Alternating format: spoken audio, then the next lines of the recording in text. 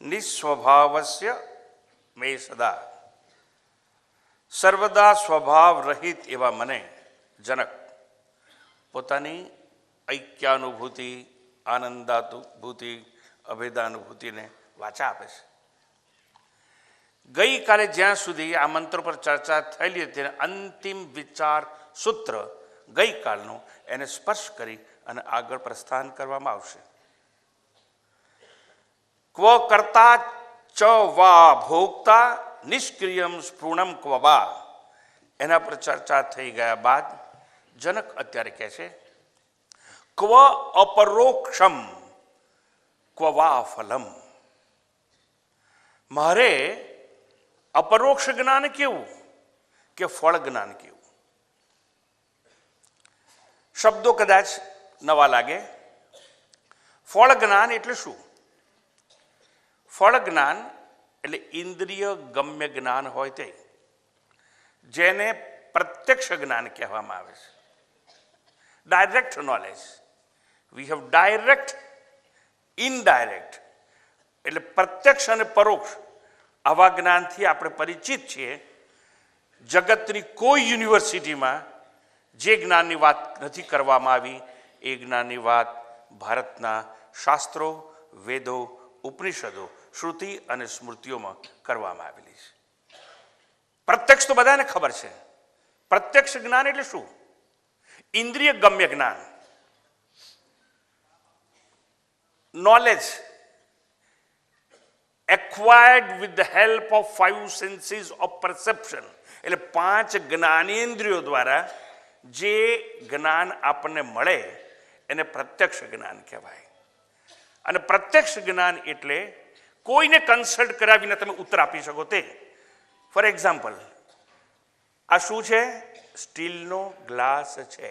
હું તમને એમ પૂછું આ શું છે, તો તમે આંખથી જોઈ આ ગ્લાસ દ્રશ્ય છે, તમે એના દ્રષ્ટા છો. This is seen, my dear sir, and you are seer. This is object of perception and you are perceiver, and in between there is process of perception.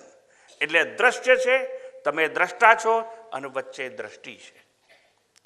ટૂંકમાં આંખથી જે કંઈ જોઈએ, પણ આંખથી શું દેખાય? રૂપ દેખાય, આકાર દેખાય, સાકાર હોય દેખાય. હા, એટલે ચક્ષુ ઇન્દ્રિય છે એ આપણને ફળ જ્ઞાન આપે. પણ ચક્ષુ ઇન્દ્રિયથી કયા ફળનું જ્ઞાન મળ્યું કહેવાય? તો કે આકારનું જ્ઞાન મળી શકે, રૂપનું જ્ઞાન મળી શકે, રંગનું જ્ઞાન મળી શકે, ઊંડાઈનું જ્ઞાન મળી શકે. Perception of colour, perception of form, perception of depth. હું આ સ્ટેજ ઉપર બેઠો છું ને, અને નાનું બાળક ચાલતા ન શીખ્યું હોય અને ભાખુડીએ ભરતું ભરતું આવે અને સ્ટેજની આગળ જાય, પણ હજુ એના મેચ્યોર નથી થયા આંખના અવયવ, એટલે સ્ટેજ આગળ જઈ અને પડી જાય છે. ડેપ્થ, ઊંડાણનું પ્રત્યક્ષીકરણ કરી શકે નહીં. તો આંખ શેનું જ્ઞાન આપે? આંખ કાં તો કોઈનો આકાર બતાવે, કાં તો કોઈનો રંગ બતાવે, કાં તો કોઈનું રૂપ બતાવે, આવું જ્ઞાન. એટલે એને ફળ જ્ઞાન કહેવાય. એટલે આંખ છે એ આંખ આપણને આકારનું જ્ઞાન આપી શકે, રંગનું જ્ઞાન આપી શકે. એટલે ચક્ષુ ઇન્દ્રિય દ્વારા ફળ જ્ઞાન થયું એમ કહેવાય છે. એનું રૂપનું, રંગનું, ઊંડાણનું. રસનેન્દ્રિય દ્વારા એટલે જીવવા કોનું જ્ઞાન આપી શકે? જીભ સ્વાદનું જ્ઞાન આપી શકે કે સ્વાદ ખાટો છે, ગળ્યો છે, તીખો છે. ઓહો, અને એના પરથી નક્કી કર્યો કે ગમે છે કે નથી ગમતો આ સ્વાદ, ગમો અને અનગમો. ગમતું હોય એમાં આપણને રાગ થઈ જાય, ન ગમે એમાં દ્વેષ થઈ જાય, પણ એ તો પાછળની ક્રિયા છે. હું એક જ વસ્તુ સમજાવું છું. આંખ રૂપનું જ્ઞાન આપે, કાન શબ્દનું. શબ્દ એટલે હું બોલું છે શબ્દ નહીં. ચકલીનો અવાજ હોય, કાગડાનો અવાજ હોય, મોરનો ટહુકો હોય, પ્લેન જતું હોય, રેલવે ટ્રેન ખડાપડ ખડખડ જતી હોય, આ કોઈ પણ શબ્દ કહેવાય. એટલે કાન છે શબ્દનું જ્ઞાન આપે. એવી રીતે નાક છે ગંધનું જ્ઞાન આપે. પણ આ તમામ પ્રકારનું જ્ઞાન છે એને ફળ જ્ઞાન કહેવામાં આવે છે. શબ્દ, સ્પર્શ, રૂપ, રસ અને ગંધ ઇન્દ્રિયોના વિષયો કહેવાય. આ સર્વ ફળ જ્ઞાનને પ્રત્યક્ષ જ્ઞાન કહેવામાં આવે. એટલે પ્રત્યક્ષ જ્ઞાનને શાસ્ત્રમાં ઇન્દ્રિય ગમ્ય જ્ઞાન કહેવામાં આવે છે. અમુક વસ્તુ એવી હોય જેને જાણવા માટે ઇન્દ્રિયો કામ ના આવે તો ત્યાં મન અને બુદ્ધિનો ઉપયોગ કરવો પડે. એને પરોક્ષ જ્ઞાન કહેવાય. અને પરોક્ષ જ્ઞાન એટલે શું? Inferential knowledge. What is inferential knowledge? With the help of inference એટલે અનુમાન દ્વારા જે કંઈ જાણીએ એને અનુમાન ગમ્ય જ્ઞાન કહેવામાં આવે, પણ એને પરોક્ષ જ્ઞાન કહેવામાં આવે.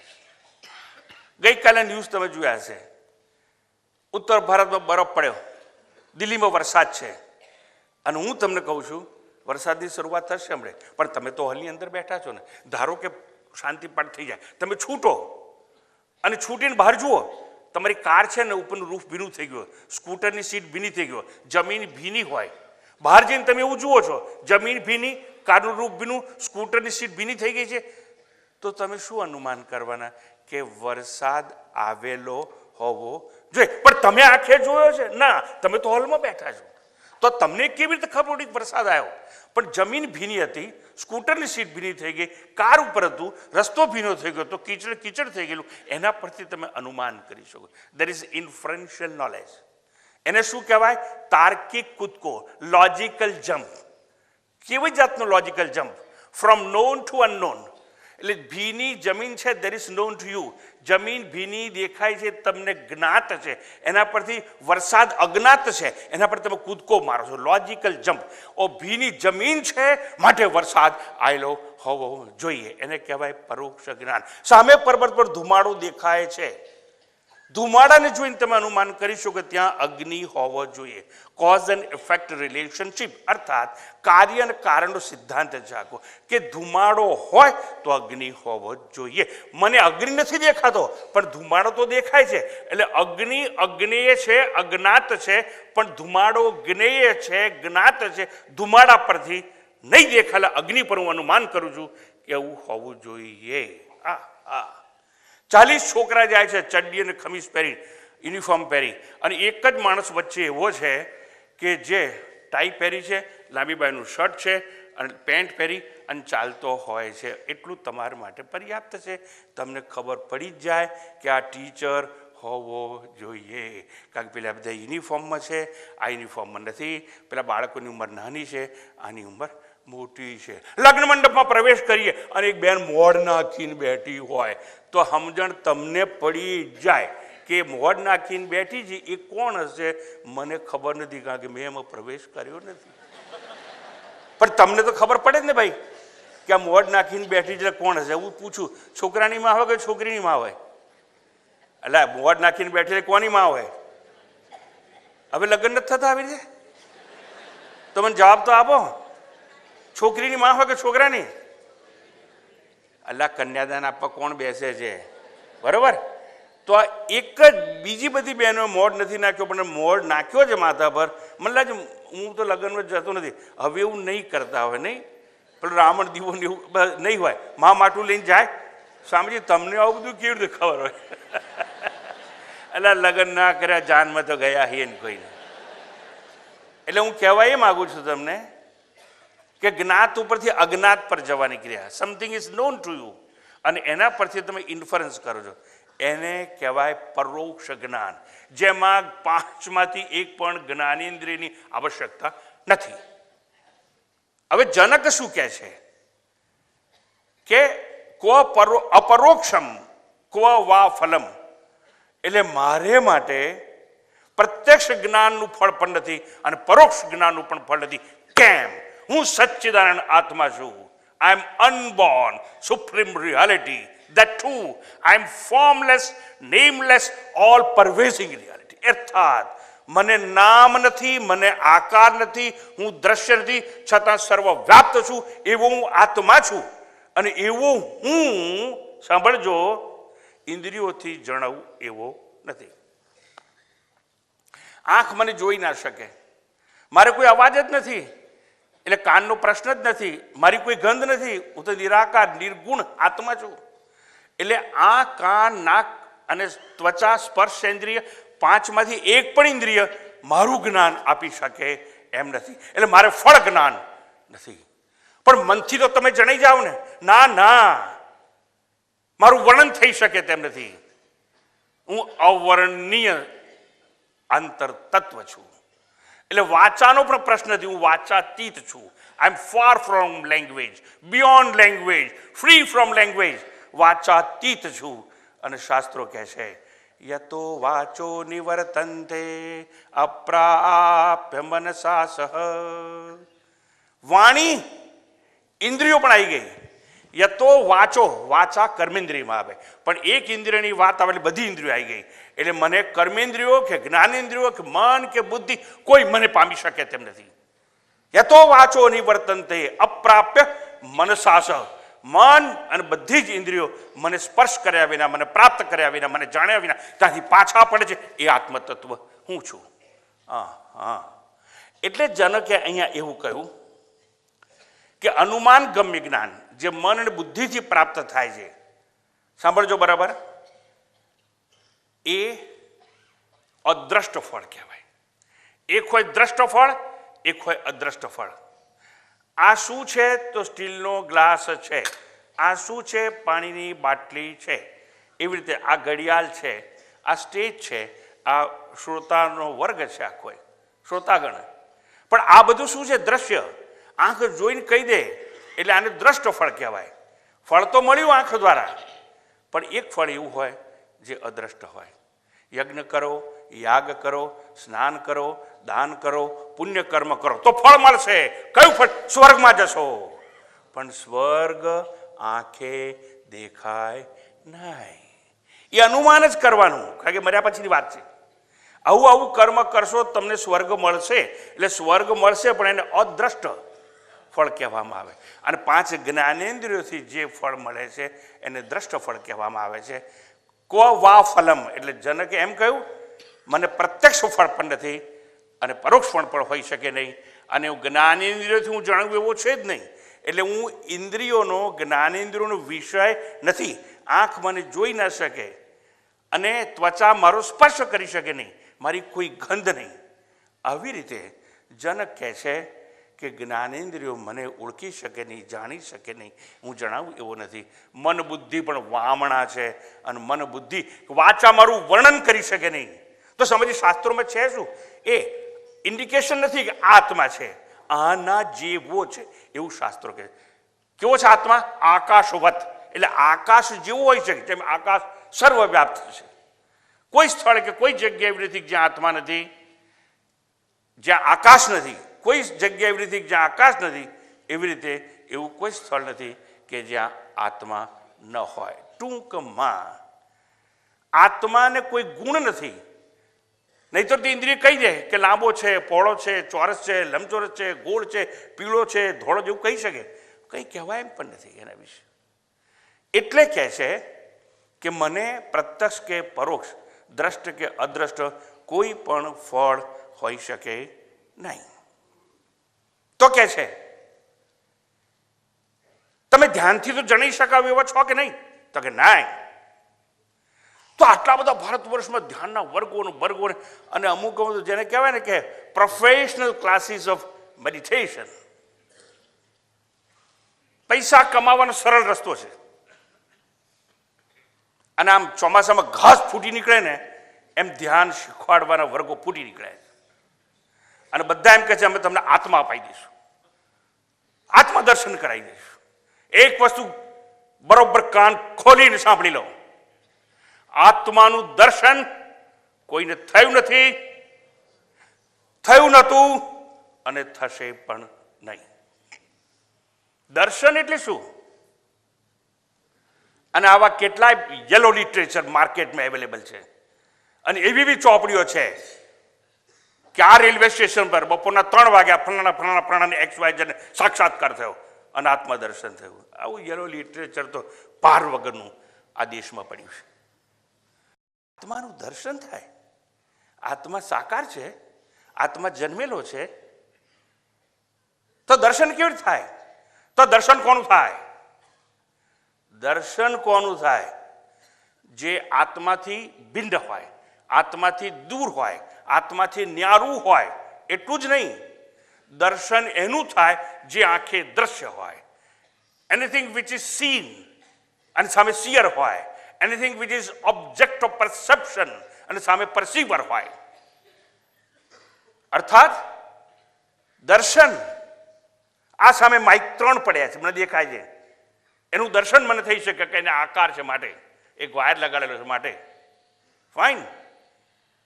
હું કહેવાને સમજાવવા એ માગું છું, દર્શન એનું થાય જે દ્રષ્ટાથી દૂર હોય અને દ્રશ્ય અને દ્રષ્ટા વચ્ચે ફિઝિકલ ડિસ્ટન્સ હોય, ભૌતિક અંતર હોય, દેશમાં અને કાળમાં.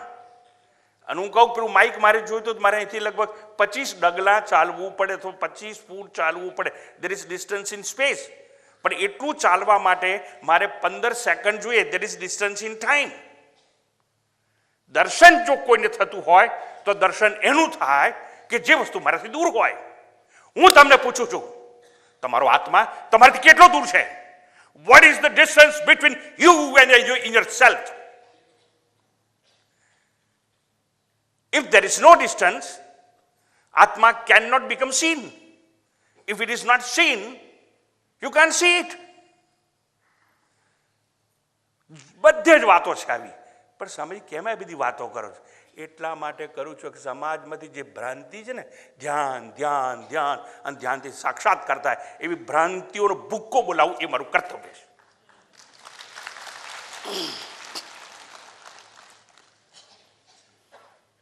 યાદ રાખવાનું, ધ્યાનમાં 3 વસ્તુ હોય. એક ધ્યાતા, એક ધ્યેય. ધ્યેય એટલે જેના પર ધ્યાન કરવાનું છે તે, ઓબ્જેક્ટ ઓફ મેડિટેશન. ધ્યાતા, મેડિટેટર, અને ધ્યાન. Object of meditation, meditator and meditation. 3 વસ્તુ હોય. ધ્યાતા એટલે ધ્યાન કરનારો, જેના ઉપર ધ્યાન થાય એનું નામ ધ્યેય કહેવાય, અને વચ્ચે ધ્યાન હોય. આ ત્રિપુટી હોય તો જ થાય. પણ મારે તમને એ પૂછવું છે, તમારે જ્યાં જ્યાં ધ્યાનની વાત કરશો સામે કંઈક હોવું જોઈએ. અને ધ્યાન હંમેશા સાકારનું થાય અને જ્ઞાન નિરાકારનું થાય. ન્યૂટને ગુરુત્વાકર્ષણનો સિદ્ધાંતો સુધી કાઢ્યો. અને જ્યારે સૂતો હશે કે બેઠો હશે ઝાડ નીચે, પેલું એપલ પડ્યું, એપલ તો દેખાય જ આંખે, પણ જે સિદ્ધાંત છે ને, force of gravitation, that you can't C with your own eyes. હું પૂછું છું તમને, ગુરુત્વાકર્ષણનું બળ અમદાવાદમાં છે કે નહીં? હા કે ના? હા કે ના? દિલ્હીમાં છે કે નહીં? કલકત્તામાં છે કે નહીં?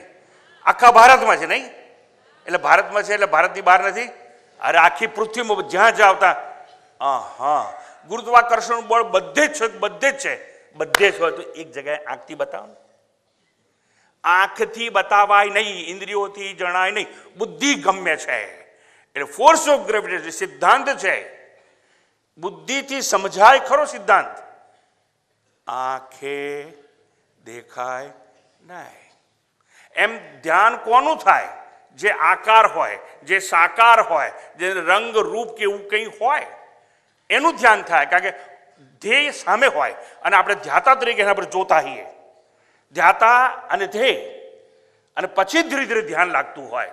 મારે પૂછવું છે, આત્મા સાકાર છે ખરો? આત્મા આંખે દેખાય છે ખરો? ના. તો આત્મા ઉપર ધ્યાન થાય નહીં. સ્વામીજી તમે કહો છો એટલે અમે માની લઈએ? જરાય નહીં. મારા પર વિશ્વાસ રાખવા જેવો નથી. હું તો શાસ્ત્ર સમજાવું છું. એટલે કૃષ્ણ પરમાત્માને કોટ કરીને કહી શકું, ઉપવિશ્યાસને યુંજ્યાત યોગમ આત્મ વિશુદ્ધયે. 6ઠ્ઠો અધ્યાય, ધ્યાન યોગ. બેસીને કરવાનું શું? તો કે ધ્યાન કરવાનું. સાંભળજો, પણ ધ્યાન શેના માટે છે?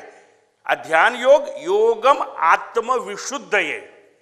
અને આ 6ઠ્ઠા અધ્યાયનું નામ છે આત્મ સંયમ યોગ. અહીં આત્મા શબ્દ છે, એનો અર્થ આત્મા નથી, મન છે. કારણ કે આત્માનો સંયમ ના થાય, નિરાકાર હોય એનો, ન દેખાય તેનો સંયમ કોનો કરવાનો? મનનો. પણ આત્મા સંદર્ભ પ્રમાણે જુદા જુદા અર્થમાં વપરાતો હોય છે. આત્માનો ક્યાંક ક્યાંક શરીર સાથે બી સંબંધ થઈ જાય. આત્મા અને મન પણ કહેવાય, આત્મા અને જીવાત્મા પણ કહેવાય, આત્મા અને સચ્ચિદાનંદ આત્મા પણ કહેવાય. અને એ આત્મા એટલે હું છું એવો અર્થ પણ સંદર્ભ પ્રમાણે બદલી જતો હોય છે. એટલે અહીંયા 6થા અધ્યાયનું નામ છે આત્મ સંયમ યોગ. એટલે સંયમ કરવાની વાત છે. સંયમ કોનો હોય? મનનો સંયમ હોય. એટલે અહીંયા કહ્યું કે આ ધ્યાન યોગ છે ને એ મનની શુદ્ધિ માટે છે. ઉપવિશ્યાસને યુંજાત, આસન પર બેસીને કરવાનું શું? યોગમ આત્મ વિશુદ્ધયે. આત્મ શુદ્ધિ એટલે ચિત્તની શુદ્ધિ કે મન છે એની શુદ્ધિ માટે ધ્યાન યોગ કરવામાં આવે છે. લોકો સમજ્યા નથી. લોકો એવું માને છે કે ધ્યાનથી સાક્ષાત્કાર થઈ જાય, આત્મદર્શન થાય. આત્માનું દર્શન કદાપી કોઈને થઈ શકે નહીં. દર્શન એનું થાય જે મારાથી જુદું હોય, જેની અને મારી વચ્ચે અંતર હોય. દર્શન એનું થાય જે દ્રશ્ય બની શકે. દર્શન એનું થાય જે સાકાર હોય. દર્શન એનું થાય જેને રૂપ રંગ આકાર કે એવું કંઈક ને કંઈક હોવું જ જોઈએ. આત્માને આમાંનું કંઈ નથી. એટલે આત્માનું દર્શન થાય નહીં. આટલી ચોખવટ પછી આગળ જઉં છું કે ધ્યાનમાં વૃત્તિના અભાવે જે જ્ઞાન થાય છે એ જ્ઞાન પણ જનક કહે છે હું છું નહીં. ત્રિપુટી દ્વારા ગમ્ય હોય. સમજો, ધ્યાન ધ્યાત અને ધ્યેયની ત્રિપુટી હોય. મને આત્માને જાણવા માટે આમાં ત્રિપુટીમાંથી કોઈની પણ આવશ્યકતા છે નહીં. એટલે ટૂંકમાં એક જ વસ્તુ યાદ રાખવાની, સગુણ અને સાકારનું ધ્યાન થાય, નિર્ગુણ નિરાકાર આત્માનું માત્ર જ્ઞાન થાય. અને જ્ઞાનથી જ મોક્ષ છે. જ્ઞાનાત મુક્તિ રીતે જ્ઞાને ન મુક્તિ. જ્ઞાન વિના મુક્તિ નથી અને જ્ઞાનથી જ મુક્તિ છે. પોઝિટિવ નેગેટિવ બંને સ્ટેટમેન્ટ આપણી સામે છે. ટૂંકમાં હવે સમજવાનું, બે વસ્તુ તો સમજાવી દીધી મેં દાખલા આપીને કે ફળ જ્ઞાન, મને જાણવા પ્રત્યક્ષ ફળની આવશ્યકતા નથી, પરોક્ષ ફળની આવશ્યકતા નથી. ધ્યાન દ્વારા જે મળે છે એને હું જણાવું એવો છું નહીં. તો અહીંયા કહે છે જનક પાછા કે અપરોક્ષ છે એ પણ હું નહીં. ક્વ અપરોક્ષમ. તો પ્રત્યક્ષ જ્ઞાન, પરોક્ષ જ્ઞાન એ બંનેનો ઇનકાર કરવા માટે શાસ્ત્રે એક શબ્દ પ્રયોગ કર્યો, એનું નામ છે અપરોક્ષ જ્ઞાન. અપરોક્ષ જ્ઞાનની વાત જગતની કોઈ યુનિવર્સિટીમાં ક્યાંય પણ જોવા મળતી નથી. કાં તો ડાયરેક્ટ નોલેજ હોય, કાં તો ઇનડાયરેક્ટ નોલેજ હોય. સમજીએ, લેબોરેટરીમાં એક્સપેરિમેન્ટ કરો, કેમિસ્ટ્રીવાળા બધા લોકો રસાયણો એકબીજા મિક્સ બકનળી પેલી કસનળી હોય, નીચે સ્પિરિટ લેમ્પ જળતો હોય, પછી શું કરે અને એ બધું આંખે જોવાનું. આંખે કોને જોઈ શકાય? એક વસ્તુ એને કહેવાય ઓબ્ઝર્વડ અને એનો હોય ઓબ્ઝર્વર. તો ઓબ્ઝર્વર જે વસ્તુને ઓબ્ઝર્વ કરે એટલે શું કે એક નિરીક્ષક હોય, એ નિરીક્ષણ જેનું કરતો હોય એ તો આંખે દેખાય છે અને એવું જ્ઞાન ભણાવવામાં આવે છે. એ ના હોય તો ટેલિસ્કોપ મૂકીને રાતના બધા તારાઓ બારાઓ નક્ષત્રો આપણે જોતા હોઈએ, પણ એ પણ આંખે દેખાય છે. એટલે એ પ્રત્યક્ષ જ્ઞાન થયું.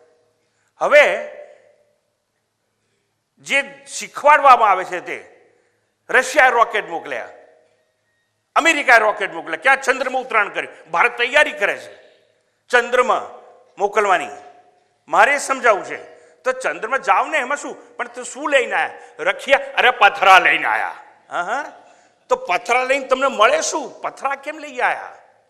તો પથરા એટલા માટે લાયા કે ચંદ્રમાં જે ખડક લાવવામાં આવે એનું એનાલિસિસ કરવામાં આવે, પૃથ્થકરણ કરવામાં આવે અને એમાં જેવા જેવા તત્વો મળી આવે એવા જો પૃથ્વીના કોઈ ખડકમાં હોય તો પૃથ્વી પર જીવન છે, માટે ત્યાં જીવન હોવું જોઈએ એવું અનુમાન કરી શકાય. માટે સમજાયું?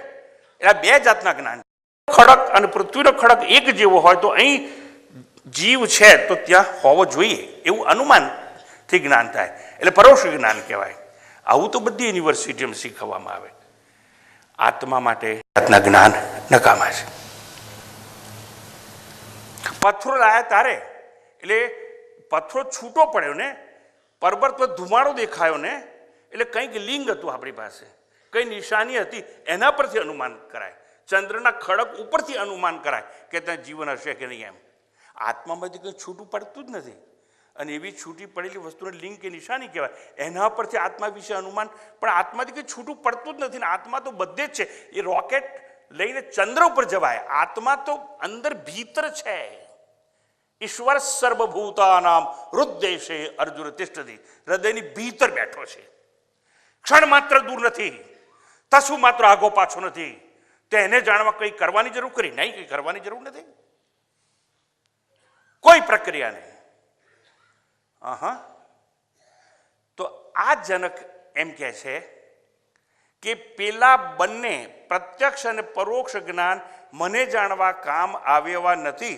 એનો નિષેધ કરવા માટે પ્રત્યક્ષ અને પરોક્ષનો એવું કહેવામાં આવ્યું કે અપરોક્ષ જ્ઞાન છે. જનક કહે છે કે મારે અપરોક્ષ જ્ઞાન કેવું? ક્વ અપરોક્ષમ, કારણ કે હું સત્યમ જ્ઞાનમ અનંતમ બ્રહ્મ, હું તો સચ્ચિદાનંદ આત્મા છું, હું સ્વયં જ્ઞાન પોતે છું. અને જો પોતે જ જ્ઞાન સ્વરૂપ હોઉં તો મારે હવે હું સાક્ષાત અપરોક્ષ છું. હવે આ શબ્દ અઘરો છે, સાક્ષાત અપરોક્ષ. એક દાખલો આપો. તમે ઘરમાં છો, કોઈ બહારથી આવે છે અને બહારથી આવી અને ટકોરા માર્યા.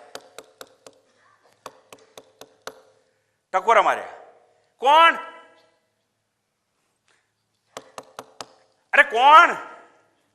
એટલે પેલો બહાર ઉભો છે, વચ્ચે દરવાજો બહાર ઉભો છે ને, એમ કહે છે એ હું. જ્યારે એણે એમ કહ્યું ને કે એ હું, ત્યારે એને કોઈને કન્સલ્ટ નથી કર્યા, કોઈને પૂછવું નથી કોઈ કહો તો ખરા હું કોણ છું. ના, એને કહ્યું એ હું. તમે અંદરથી પૂછો છો દરવાજાની કોણ? પેલો બહાર ઉભો માણસ કહે છે એ હું. સારું, એમાં જ્ઞાતા કોણ?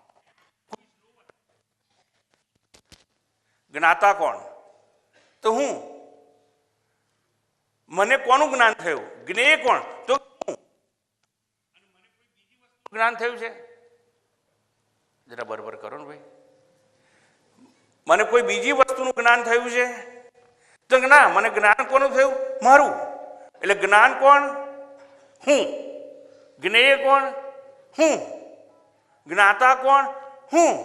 ત્રણે ત્રણ હું જ છું. અને મારે, સાંભળજો, મને જાણવો હોય તો કરવું શું પડે? કંઈ કરવું ના પડે. હું મારાથી આગું નથી. અને હું પોતે જ્ઞાન સ્વરૂપ છું. એટલે હું પ્રત્યક્ષ નથી. જ્યારે પેલા જવાબ આપ્યો કે હું, ત્યારે કોઈ ઇન્દ્રિયનો ઉપયોગ કર્યો છે? નથી કર્યો. એટલે પ્રત્યક્ષ નહીં. મેં જાણ્યું કે હું છું. એટલે જ્યારે જ્ઞાન, જ્ઞાતા અને જ્ઞેયની તમામ ત્રિપુટીઓ સમાપ્ત થઈ જાય અને હું મને જાણું છું, બીજા કોઈને નહીં. there is knowledge, capital K, not at all knowledge of something, knowledge of chemistry, knowledge of geography, knowledge of history, knowledge of mathematics. knowledge of ના લાગે. અને ગુજરાતી ભાષામાં કોઈનું જ્ઞાન, નો ની નું ના એવું લાગે. અંગ્રેજીમાં એક જ શબ્દ વપરાય, ઓફ. પણ મારા માટે એવું નહીં. હું, બસ વાત પતી ગઈ. હું સમજાવવાનો એ પ્રયાસ કરું છું કે આત્માથી જે અન્ય ભિન્ન ન્યારું છે, જુદું છે, આત્માથી જે કાળાંતરે દૂર છે, આત્માથી જે દેશાંતરે દૂર છે, એના માટે પ્રત્યક્ષ અને પરોક્ષ વપરાય. પણ આત્મા છે મારાથી તસું માત્ર દૂર નથી, સમયમાં નહીં, દેશમાં નહીં. અરે એ આત્મા, હું પોતે જ આત્મા છું. તો મારે પ્રત્યક્ષ જ્ઞાન નહીં, પરોક્ષ નહીં, હું અપરોક્ષ છું એવું થાય. એટલે જે સર્વ સ્થળે છે, સર્વવ્યાપ્ત છે, સર્વ કાળે ઉદય અને અસ્ત રહિત છે, no beginning end therefore there is no end, એવો ઉદય અસ્ત વિહોણો જે આત્મા છે, એ આત્મા હું છું, એક છું, અખંડ છું, અભેદ છું. એટલે હું કહી શકું હું સાક્ષાત અપરોક્ષ છું. પણ હું પોતે સાક્ષાત અપરોક્ષ છું, એટલે મારે અપરોક્ષ જ્ઞાનની પણ આવશ્યકતા છે નહીં.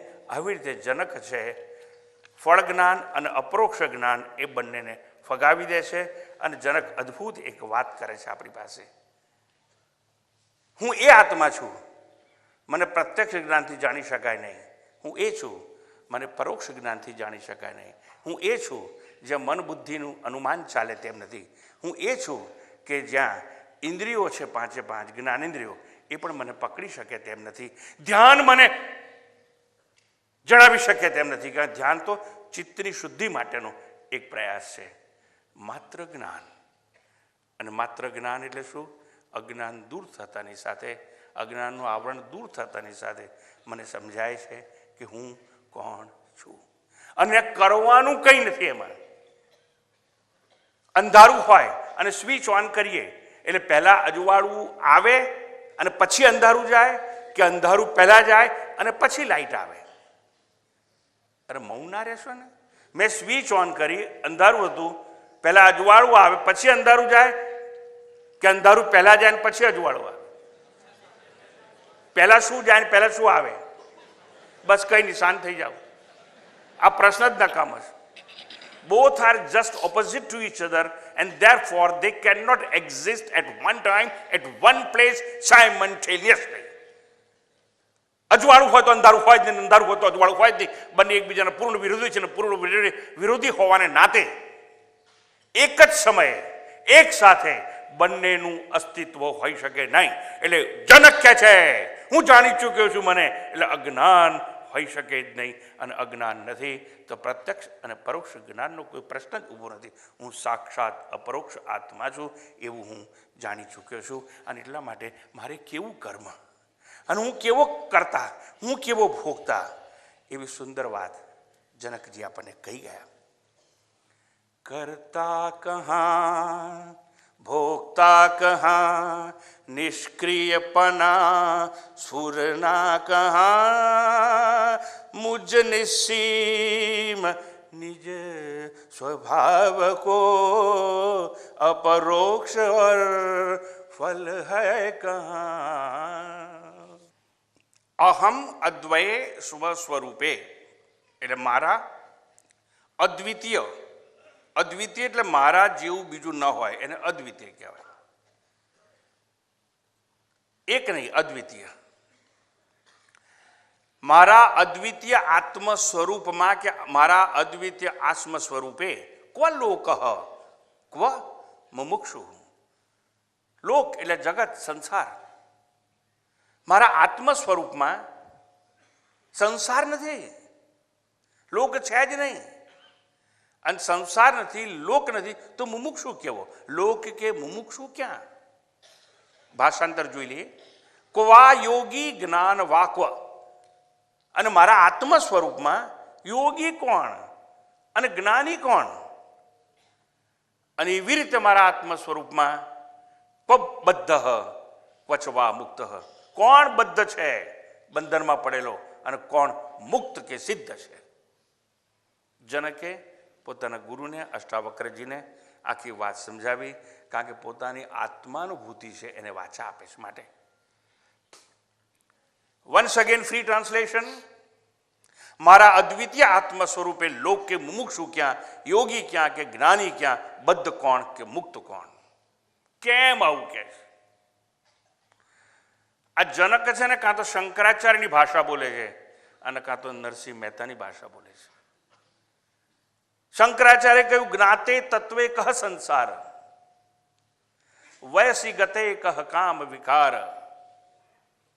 શુષ્કે નીરે કહ કાસાર, નષ્ટે દ્રવ્ય કહ પરિવારો, જ્ઞાતે તત્વે કહ સંસાર, ભજ ગોવિંદમ ભજ ગોવિંદમ ગોવિંદમ ભજ મૂઢ મતે. પાણી સુકાઈ ગયા એટલે તળાવ કેવું? ધન નષ્ટ થઈ ગયું પછી પરિવાર કોણ? કોણ સામે જુએ તમારી? નાણાં વિનાનો, એટલે હું નહીં બોલું, કારણ તમને ખબર છે, કારણ કે નાથિયા ફાથિયાની વાર્તા મને નથી આવડતી. નાણે નાથાલાલ. તો પાણી સુકાઈ ગયા પછી તળાવ ના હોય, દ્રષ્ટ દ્રવ્ય છે એ નષ્ટ થઈ ગયા પછી પરિવાર ના હોય, ઉંમર વધી જાય ને પછી કામ વિકાર ના હોય. વયસી ગતે કહ કામ વિકાર. અને તત્વનું જ્ઞાન થઈ જાય, સચ્ચિદાનંદ આત્મા હું છું સમજાઈ જાય તો સંસાર ક્યાં? હું શરીર નથી એ સમજે કે હું તો આત્મા છું. હું સચ્ચિદાનંદ આત્મા છું ને આત્મા ઉપર મારા દેહનો આકાર, મારા દેહનું નામ એ આરોપિત છે. It is nothing but superimposition. અને જો મારા દેહનો નામ અને આકાર મારા આત્મા ઉપર આરોપિત હોય તો આત્મા અધિષ્ઠાન છે. It is nothing but substratum. and all forms and all names are nothing but superimposition on inner self. આત્મા ઉપર બધું આરોપિત છે. પણ સમજાયું કોને? એ જાગી જઈ એટલે ખબર પડે કે સ્વપ્નના પાત્રો ખોટા હતા.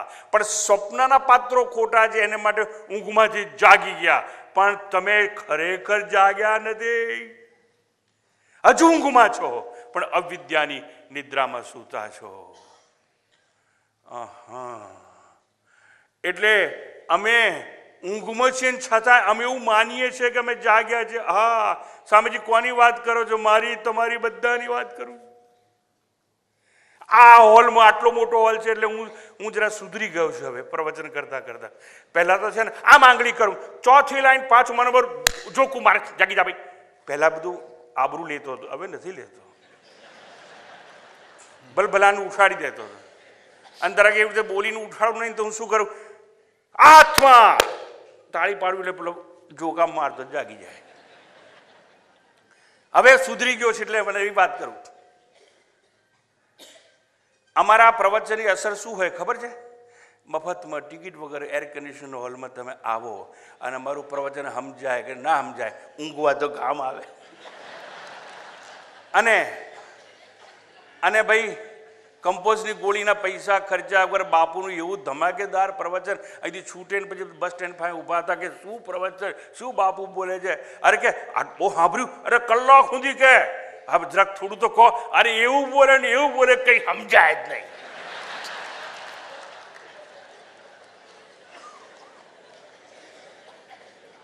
અને અમારે કેમ આવું કરવું પડે કે હું અત્યારે નથી, મેં કહ્યું સુધરી ગયો છું એટલે કોઈ નામ નથી લેતો, પણ એકાદ બે જણાને જોયા મેં જોકે ચડેલા ને.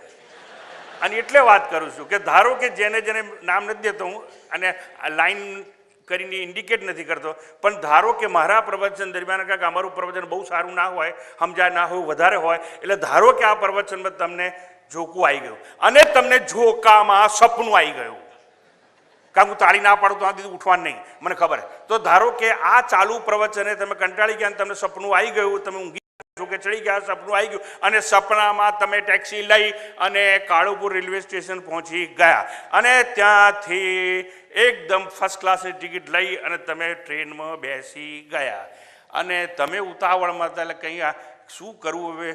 તમે ટિકિટ લીધી છે બોમ્બેની, બોમ્બે જતાં બહુ વાર લાગે, આમ ફાંફા મારો છો. એટલામાં એક ભાઈ છે સામે ગુજરાત સમાચારમાં હતા, sir if you don't mind એક વચનું પાનું, હા લો કે હું પછી વાંચીશ ભાઈ, તમ તર વાંચો. અને એ ભાઈએ તમને પેસેન્જરે છાપું આપ્યું, તમે છાપું વાંચવાનું શરૂ કર્યું. હવે હું તમને પૂછું છું, તમે જો રેલવે ટ્રેનમાં બાજુવાળાનું છાપું લઈને વાંચતા હોય તો છાપું વાંચવા તો આંખું ઉગાડી જોઈએ કે નહીં? હા કે ના? એટલે જો રેલવે ટ્રેનમાં તમે છાપું વાંચો છો તો તમે ઊંઘો છો કે જાગો છો? અલા કહો તો ખરા ભાઈ. તમે રેલવે ટ્રેનમાં છાપું વાંચતા હો તમે ઊંઘો છો કે જાગો છો? હા, તમે છાપું વાંચતા હો તો તમે જાગતા જ હોવા જોઈએ અને તમે જાગો છો અને છતાં તમે શેમાં છો? જો કે ચડી ગયા હતા, ઊંઘમાં છો. બાપુ તાળી ના પાડે તો ઉઠવાના નહીં. એટલે જુઓ, તમે રેલવે ટ્રેનમાં છાપું વાંચતા હોય તો તમે જાગો છો, ખરેખર સપનામાં તમે ઊંઘો છો. એક્ઝેક્ટલી એવી રીતે તમે અત્યારે બધા જ બેઠા છો ને મારી સામે આંખો ફાડીને, માફ કરજો મને, તમે મને જુઓ છો, સાંભળો છો, બધું જ કરો છો. એટલે તમને એવી ભ્રાંતિમાં છો કે હું જાગું છું. ખરેખર અવિદ્યાની અજ્ઞાનની નિદ્રામાં આપ ઘસઘસાટ ઊંઘો છો. ક્યાં સુધી? જ્યાં સુધી તમને દેહ માનો છો ત્યાં સુધી ઊંઘતા જ રહેવાના, જાગવાના ક્યારે? આઈ એમ અનબોર્ન સુપ્રીમ રિયાલિટી, હું સચ્ચિદાનંદ આત્મા છું, એવું તમને જ્ઞાન નહીં થાય ત્યાં સુધી અજ્ઞાનની નિદ્રામાંથી તમે ઉઠી શકો નહીં. નરસિંહ મહેતા ઉઠી ગયા હતા, જાગીને જોઉં તો જગત દિશે રહી, ઊંઘમાં અટપટા ભોગ ભાસે. શંકરાચાર્ય જાગી ગયા હતા, જનક જાગી ગયો છે. અને એટલે કહે છે, શું કહે છે એ કહું છું. અહમ અદ્વય સ્વ સ્વરૂપે, મારા અદ્વિતીય આત્મા સ્વરૂપમાં જગત જ નથી. મુમુક્ષુ કેવો? યોગી નથી, જ્ઞાની નથી. હવે સમજવાનો પ્રયાસ કરીએ જનક શું એના સદગુરુને કહેવા માગે છે તે. જનક કહે છે, મારા અખંડ આત્મ સ્વરૂપમાં, અદ્વિતીય આત્મ સ્વરૂપમાં સંસાર કેવો? સંસાર સાચો તો છે જ નહીં. અને તમે ઘણી વાર સાંભળ્યું છે મિથ્યા છે, અસત્ય છે, ક્ષણભંગુર છે, એવું તમે સાંભળી ચૂક્યા છો? અનુભવ્યું નથી પણ સાંભળ્યું તો છે જ. પણ પેલા અનુભવી નાખ્યું છે નરસિંહે, શંકરાચાર્યજી અને જનકે. એટલે કહે છે મારા આત્મ સ્વરૂપમાં સંસાર નથી, હું જાગી ગયો છું હવે જ્ઞાનમાં. અને જો સંસાર જ નથી તો સંસારના વિષયો કેવા? અને વિષયો એટલે શબ્દ, સ્પર્શ, રૂપ, રસ અને ગંધ. અને એનો જ આપણને અનુભવ થતો હોય. આંખથી કાં રૂપનો ભોગ કરીએ, કાનથી શબ્દનો ભોગ કરીએ, નાકથી ગંધનો ભોગ કરીએ છીએ આપણે, ત્વચાથી સ્પર્શાનુભૂતિનો આલિંગન કરીને ભોગ કરીએ છીએ, જીવવાથી સ્વાદનો અનુભવ કરીએ છીએ. એટલે આ બધા વિષયો કહેવાય. જો આખો સંસાર જ નથી તો વિષયો ક્યાં? અને જો વિષયો જ નથી તો ભોગ્ય પદાર્થોનો લોક ક્યાં? આ બધું જગતમાં જે છે બધું ભોગવીએ છે, તો જે ભોગ્ય પદાર્થો છે એનો લોક કહેવાય, એ ક્યાં? એટલે કે છે ક્વ લોક. અને જો લોક જ નથી, ભોગ્ય પદાર્થો જ નથી, ઇન્દ્રિયો જ નથી, વિષય જ નથી, તો પછી બંધન ક્યાં? બંધન ક્યારે હોય? ગઈકાલે સમજાવ્યું, એના આગલે દિવસ સમજાવ્યું. કોઈ વસ્તુ માટે મમ ભાવ ઊભો થાય ત્યારે બંધન થાય. પણ કે જે બધું છે જ નહીં, જગત જ નથી તો વિષય ક્યાં? ને વિષય નથી તો આસક્તિ ક્યાં? અને મનમાં બંધનનો ભાવ જ ક્યાં? અને બંધન નથી જો, તો બંધનમાંથી છૂટવાનો પ્રયત્ન કરતો મુમુક્ષુ કેવો? મુમુક્ષુ એટલે કોણ? મોક્ષની ઈચ્છા હોય તે મુમુક્ષુ. પીપાસુ એટલે કોણ? પાણી પીવાની ઈચ્છા હોય પીપાસુ કહેવાય. ભૂખની ઈચ્છા બુભુક્ષુ કહેવાય. જાણવાની ઈચ્છા વાળો જિજ્ઞાસુ કહેવાય. અને મોક્ષની એક લત લાગી હોય, મોક્ષ સિવાય મને કંઈ ના ખપાય એવું જે વિચારણા કરતો હોય અને બંધનથી છૂટવાનો પ્રયાસ કરતો હોય એને આપણે મુમુક્ષુ કહીએ, સીકર. પણ આ જનક કહે છે ક્વ લોક ક્વ મુમુક્ષુર્વા. આત્મામાં મન નથી, ચિત્ત નથી, મન છે જ નહીં આત્મામાં. મારા શુદ્ધ સ્વરૂપમાં મન નથી તો વિક્ષેપ ક્યાં? અને જો મન જ ના હોય તો યોગીઓ શું કહે છે? ચિત્તસ્ય વૃત્તિ નિરોધ, એવી વાત છે. ચિત્તની વૃત્તિઓનો નિરોધ કરવો એનું નામ યોગ. પણ કહે છે મારામાં મન જ નથી, મન જ નથી, ચિત્ત વૃત્તિઓ છે જ નહીં, અને ચિત્તની વૃત્તિઓ જ નથી તો નિરોધ કરવું કોનો? એટલે કહે છે મારામાં યોગી ક્યાં? જો હું જાગી ગયો છું એટલે ક્વ લોક. બંધન નથી એટલે મુમુક્ષુ નથી, એટલે ક્વ મુમુક્ષુ. અને મારામાં મન નથી તો ચિત્તની વૃત્તિઓ નથી તો વૃત્તિઓનો નિરોધ કરનારો યોગી ક્યાં? ક્વ યોગી. ક્વ લોક ક્વ મુમુક્ષુ ક્વ યોગી. અને આત્મામાં અજ્ઞાન નથી. આત્માની અંદર તો અજ્ઞાન છે જ નહીં, કારણ કે આત્મા પોતે જ્ઞાન સ્વરૂપ છે. અને જ્ઞાન અજ્ઞાન બંને એકબીજાને વિરોધી છે ને એક સાથે રહી શકે જ નહીં. તો હું સચ્ચિદાનંદ આત્મા છું એટલું જ નહીં, સત્યમ જ્ઞાનમ અનંતમ બ્રહ્મ, હું જ્ઞાન સ્વરૂપ છું, તો મારામાં અજ્ઞાન હોઈ શકે નહીં. અને જો અજ્ઞાન નથી તો અજ્ઞાનનો બાદ કરનાર જ્ઞાની મારામાં ક્યાં? એટલે કહ્યું છે ક્વ જ્ઞાનવાન. અને બંધન નથી, હું બદ્ધ નથી, તો કે છે ક્વ બદ્ધ ક્વચવા મુક્ત. બંધન ના હોય તો કોઈ મુક્ત પણ હોઈ શકે નહીં. ક્યાં? અભેદ એકાત્મામાં. એટલે અહમ અદ્વય સ્વ સ્વરૂપે, મારા અદ્વિતીય આત્મ સ્વરૂપમાં આમાંનું કંઈ પણ હોઈ શકે નહીં.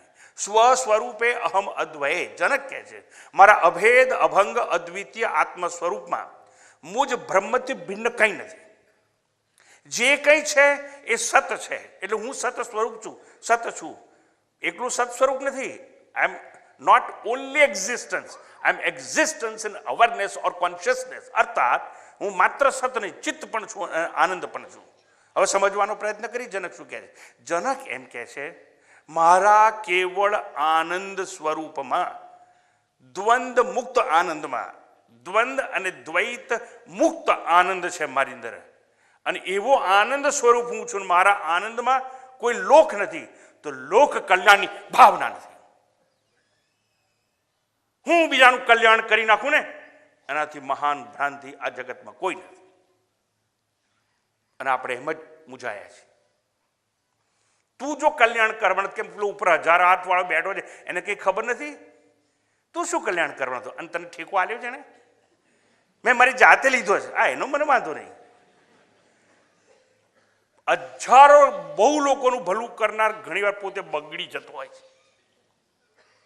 એટલે જનક બહુ સુંદર વાત કરે છે કે દ્વંદ અને દ્વૈત રહિત મુક્ત આનંદમાં કોઈ બદ્ધ નથી તો મુમુક્ષુ ક્યાં, કોઈ ભોગી કે ભોગ્ય વસ્તુ જ નથી તો યોગી ક્યાં ને યોગી ક્રિયા કેવી, અને બંધન નથી તો મુક્તિ કેવી. યાદ રાખવાનું, સુખ તો કે દુઃખ, પાન તો કે સોપારી, અજવાળું તો કે અંધારું, પેર્સ ઓફ ઓપોઝિટ.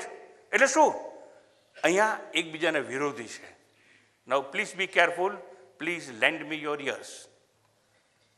સુખ ત્યાં દુઃખ, અજ્ઞાન ત્યાં જ્ઞાન, બંધ ત્યાં મોક્ષ, આનંદ ત્યાં કશું નહીં. આનંદનું વિરોધી નથી, સુખનું વિરોધી હોય. સુખી થઈ શકશો તમે, યાદ રાખવાનું. સુખ શેને કહીએ છીએ આપણને ખબર નથી. કમ્ફર્ટેબલ લાઈફને આપણે સુખ કહીએ છીએ.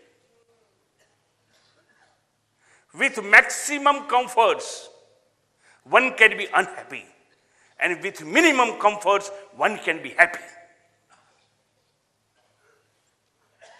મોજ શોખના સાધનો ઊભા કર્યા એટલે ભ્રાંતિમાં ના રહેશો હું સુખી છું. અરે એસી હશે, ડલ્લો પેલોનું ગાદલું હશે ને તોય રાતે ગલોટિયા મારતા હશો, ઊંઘ નહીં આવતી હોય, કોમ્પસની ગોળીઓ ખાતા હશો. એ બધું સુખ સગવડના સાધન હોય, એથી સુખી ના થવાય.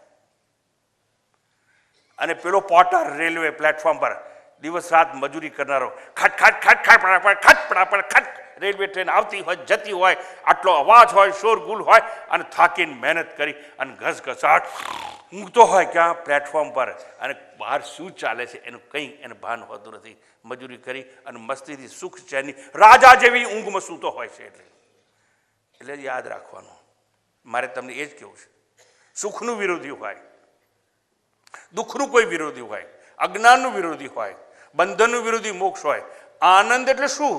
Eternal bliss and absolute peace, શાશ્વત શાંતિ.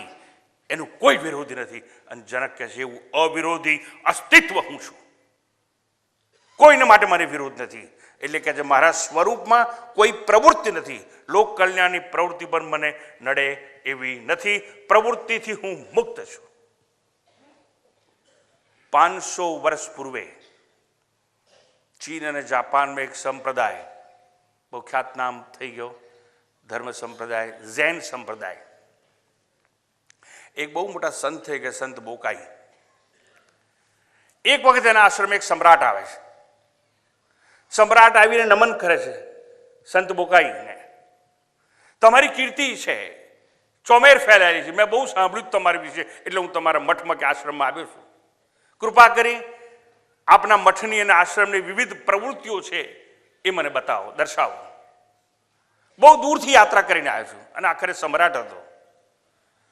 સંત બોકાઈ આ સમ્રાટને લઈ અને ધીરે ધીરે આશ્રમની અંદર મઠમાં એકબીજા સ્થળ બતાવતા જાય છે. આ મારું અતિથિ ગૃહ છે, આ ભોજન ખંડ છે, આ વ્યાયામ કક્ષ છે, આ ગ્રંથાલય છે, આ મેદાનમાં અહીં ગાડી ભિક્ષુઓ ખેતી કરે છે. સમ્રાટની નજર એક મકાન પર પડી. એક સુવર્ણ જડિત ઘુમ્મટ હતો.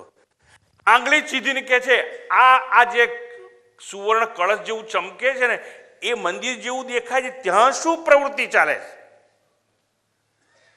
એ સંત બોકાઈએ એનો પ્રશ્ન સાંભળ્યો ના સાંભળ્યો અવગણી ઉત્તર આપ્યા વિના આગળ ચાલે છે.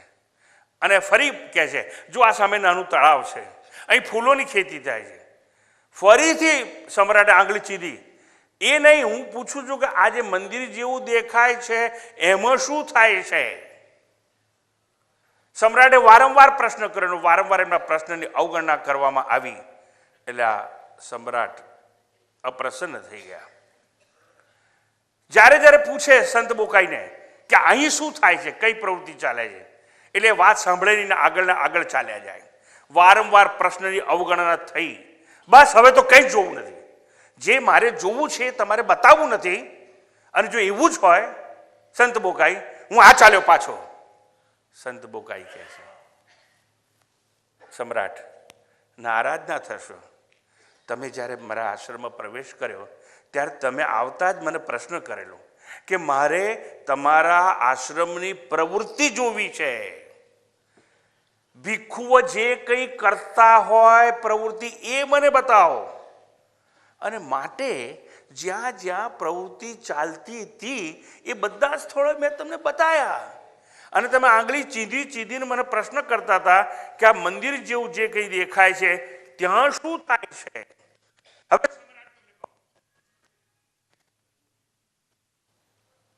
ભિક્ષુઓ, આશ્રમના સાધુઓ બધી પ્રવૃત્તિ કરીને જ્યારે થાકી જાય ને અને શાંત બેસવું હોય તો આ મંદિરમાં આવી અને બેસે છે. કેવળ નિવૃત્તિ માટે ત્યાં બેસે છે. કેવળ શાશ્વત શાંતિનો પરિચય કે અનુભવ કરવા ત્યાં બેસે છે. દરેક ભિક્ષુ બેઠા પછી કેવળ પોતાના અસ્તિત્વમાં સ્થિત થઈ જાય છે. આઈ એમ નથિંગ બટ એક્ઝિસ્ટન્સ. હું સત છું એમ કરીને આંખો બંધ કરી અને બેસી જાય છે. મંદિરમાં માત્ર હોવાનો ભાવનો, ભાવ એટલે અસ્તિત્વ, ભાવનો અસ્તિત્વનો સ્વ સ્વરૂપનો આનંદ માત્ર ત્યાં આંખો બંધ કરીને લૂંટે છે. આ મંદિરમાં કોઈ પ્રવૃત્તિ થતી નથી. જ્યાં પ્રવૃત્તિ, ક્રમ, કર્મ, ગ્રહણ, ત્યાગ, દ્રશ્ય, અદ્રશ્ય એવું કંઈ થતું હોત તો મેં તમને કહ્યું હોત કંઈ થાય છે. કંઈ થતું નથી. જનકની આવી સ્થિતિ છે. આત્મ સ્વરૂપમાં જનક સ્થિત છે જ્યાં કંઈ થતું નથી, સંસાર દ્રશ્ય નથી. જાગીને જોઉં તો પ્રવૃત્તિ શું કરે? એટલે સંત બોકાઈ પેલા સમ્રાટને કહે છે અહીં કંઈ થતું જ નથી. તમે પહેલા જ એને કીધું કે તમારા આશ્રમની પ્રવૃત્તિ બતાવો. એટલે હું પ્રવૃત્તિ થતી હતી ત્યાં લઈ ગયો અને મંદિર વિશે મેં મૌન સેવ્યું, કંઈ કહ્યું નહીં. હું આગળ ચાલવા માંડ્યો. જ્યારે જ્યારે તમે ત્યાં કંઈ થતું ના આવતું હું કહું છું.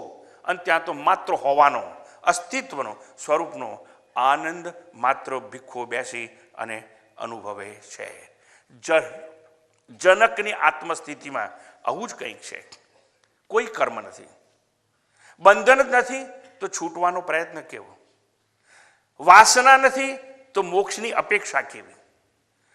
અને કહે છે સમ્રાટ, તમે પ્રવૃત્તિમાં ગળાડૂબ છો, વર્કોહોલિક્સ. હે સમ્રાટ, માફ કરજો, પ્રવૃત્તિમાં ગળાડૂબ છો એને હું સમજાવું કેમ કે કંઈ જ કરવાની આવશ્યકતા નથી. કોઈ કર્મ નહીં, કોઈ પ્રવૃત્તિ નહીં. વસ્તુ સિદ્ધિ વિચારેણ ન કિંચિત કર્મ કોટી ભી. આત્મ વસ્તુની પ્રાપ્તિ માટે કોઈ કર્મની આવશ્યકતા નથી. કરોડો કર્મ કરશો તો પણ આત્મા તો ન મળે, કારણ કે આત્મા કોઈ કર્મનું પરિણામ કે ફળ હોઈ શકે નહીં. અને જો કર્મ કરવાથી આત્મા મળતો હોય તો કર્મ વર્તમાનમાં થાય અને ફળ ભવિષ્યમાં મળે તો આત્મા ભવિષ્યમાં મળે. આત્મા તો ત્રણે ત્રણ કાળે છે, સતત સ્વરૂપ છે, માત્ર એનો આનંદ લૂંટવાનો હોય. એટલે સમ્રાટ, તમે ગળાડૂબ પ્રવૃત્તિમાં છો. બોકાઈ કે છે પ્રવૃત્તિ શૂન્યતા હું તમને સમજાવું કેમ? માટે સમ્રાટ, મેં તમારા પ્રશ્નની ઉપેક્ષા કરી હતી, પણ હું તમારા કોઈની ઉપેક્ષા નથી કરતો. મને પણ સમજાતું નથી. સંત બોકાઈ જેવો મારો પ્રશ્ન છે. આ ગળાડૂબ પ્રવૃત્તિમાં પરોવાયેલાને નિષ્ક્રિયતાની વાત, આત્મા નિષ્ક્રિય છે, કંઈ કરે નહીં, અહીં કેવી રીતે હું સમજાવું? મારો એ પ્રશ્ન છે. પણ છતાં મથી રહ્યો છું, મથતો રહીશ પ્રાણ છે ત્યાં સુધી. અને આ શ્રોતામાંથી એક પણ શ્રોતાનો સાક્ષાત્કાર નહીં થાય મૃત્યુ પર્યંત ઝઝૂમતો રહીશ. શેના માટે? કે તમને સમજાવવું જોઈએ કે આત્મ સાક્ષાત્કાર માટે કંઈ કરવાની આવશ્યકતા નથી. અને કરવાનું હોય તો માત્ર જાગી જવાનું. જાગવા માટે કંઈ કરવું ન પડે. હે સંત બોકાઈ ધન્ય છે, તે મને પણ જગાડ્યો. હું જગાડવાનો પ્રયત્ન રોજ કરું છું, પણ ઘોર નિદ્રામાં, મોહ નિદ્રામાં સૂતા હોય, મારા પરાની દિવાલ ચણી અને જીવન જીવતા હોય, એને હું સમજાવું કેમ કે જાગો. ઓલ વર્કહોલિક્સ, ગળાડૂબ પ્રવૃત્તિમાં ડૂબેલાને અમે જગાડવાનો માત્ર નમ્ર પ્રયાસ, એ પણ નિમિત્ત ભાવે કરીએ છીએ. જગાડી શકીશું કે નહીં એ તો અમને ખબર નથી, પણ અમારા પ્રયત્નમાં અમને શ્રદ્ધા છે. અમે પ્રયત્ન તો કર્યો ને. આપણે સૌ પ્રવૃત્તિમાં ગળાડૂબ છીએ. પ્રવૃત્તિ આપણી પ્રકૃતિમાં બેસી ગઈ છે. અને એવું છે માટે જ શરૂઆતનો અષ્ટાવક્ર ગીતાનો પહેલા પ્રકરણનો પહેલો મંત્ર પણ એવો છે પ્રવૃત્તિને પણ જિજ્ઞાસુ તરીકે જનકે પૂછેલો. અને જનકે કહ્યું કથમ જ્ઞાનમ અવાપ્નોતિ, કથમ જ્ઞાનમ અવાપ્નોતિ, કથમ મુક્તિર્ભવિષ્યતિ,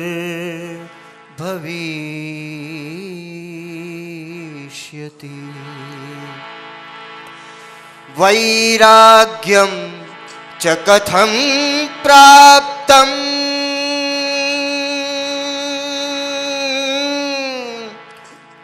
વૈરાગ્યમ ચ કથમ પ્રાપ્તમ,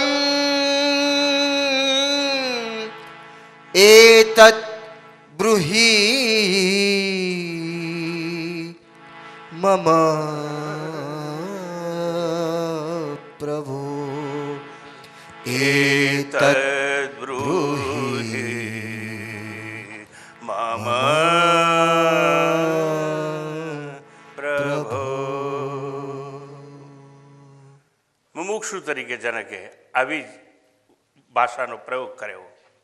કથમ જ્ઞાનમ અવાપ્નોતિ, જ્ઞાન મળે કેવી રીતે, જ્ઞાન માટે શું કરવું, વૈરાગ્ય મળે કેમ, વૈરાગ્ય પ્રાપ્ત કરવા શું કરવું, મુક્તિ મળે કેમ, કથમ મુક્તિ ભવિષ્યતિ, એ મુક્તિ મેળવવા શું કરવું, બસ શું કરવું, શું કરવું, શું કરવું.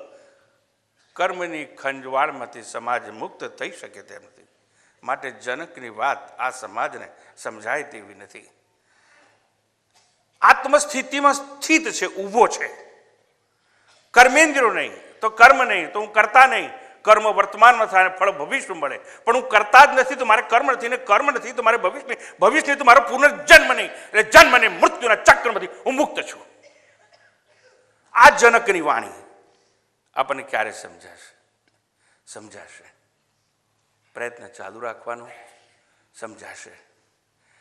कहाँ लोक और मुमुक्षु कहाँ, योगी तथा ज्ञानी कहाँ, अद्वैत आत्म स्वरूप में कहाँ बद्ध मुक्त रहे कहाँ. આવો નિષ્કર્ષ જનકના જીવનમાંથી આપણને સાંભળે. સ્વ સ્વરૂપે અહમ અદ્વય,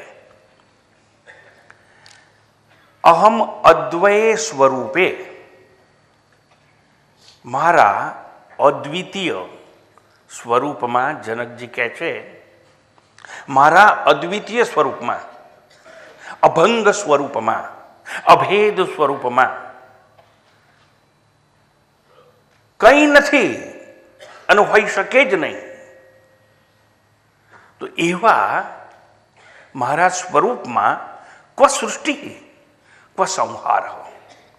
સૃષ્ટિ કેવી? અને સૃષ્ટિ જ નથી તો એનો સંહાર ક્યાં? ઉત્પત્તિ હોય તો સંહાર હોય, જન્મ હોય તો મૃત્યુ હોય, આરંભ હોય તો અંત હોય. અહીંયા જનકજી કહે છે મારા આત્મ સ્વરૂપમાં, પણ એ પણ કેવું સ્વરૂપ છે? અધિષ્ઠાન રૂપે છે, સબસ્ટેટમ છે. એની ભીતર સૃષ્ટિ નથી, ક્વ સૃષ્ટિ, તો એનો સંહાર કેવો? ક્વ સંહાર.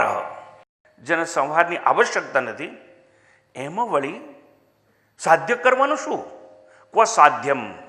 અને સાધ્ય જ ના હોય એટલે પ્રાપ્ત કરવાનું ના હોય, એટલે કંઈ જ્ઞેય જ ના હોય, કંઈ ધ્યેય જ ના હોય, તો એવામાં સાધ્યમ જ નથી, તો એને પ્રાપ્ત કરવાનું સાધન ક્યાં?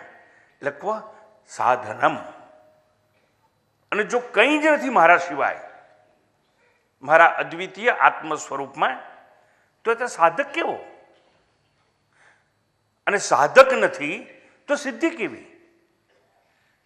આ ભાષાંતર.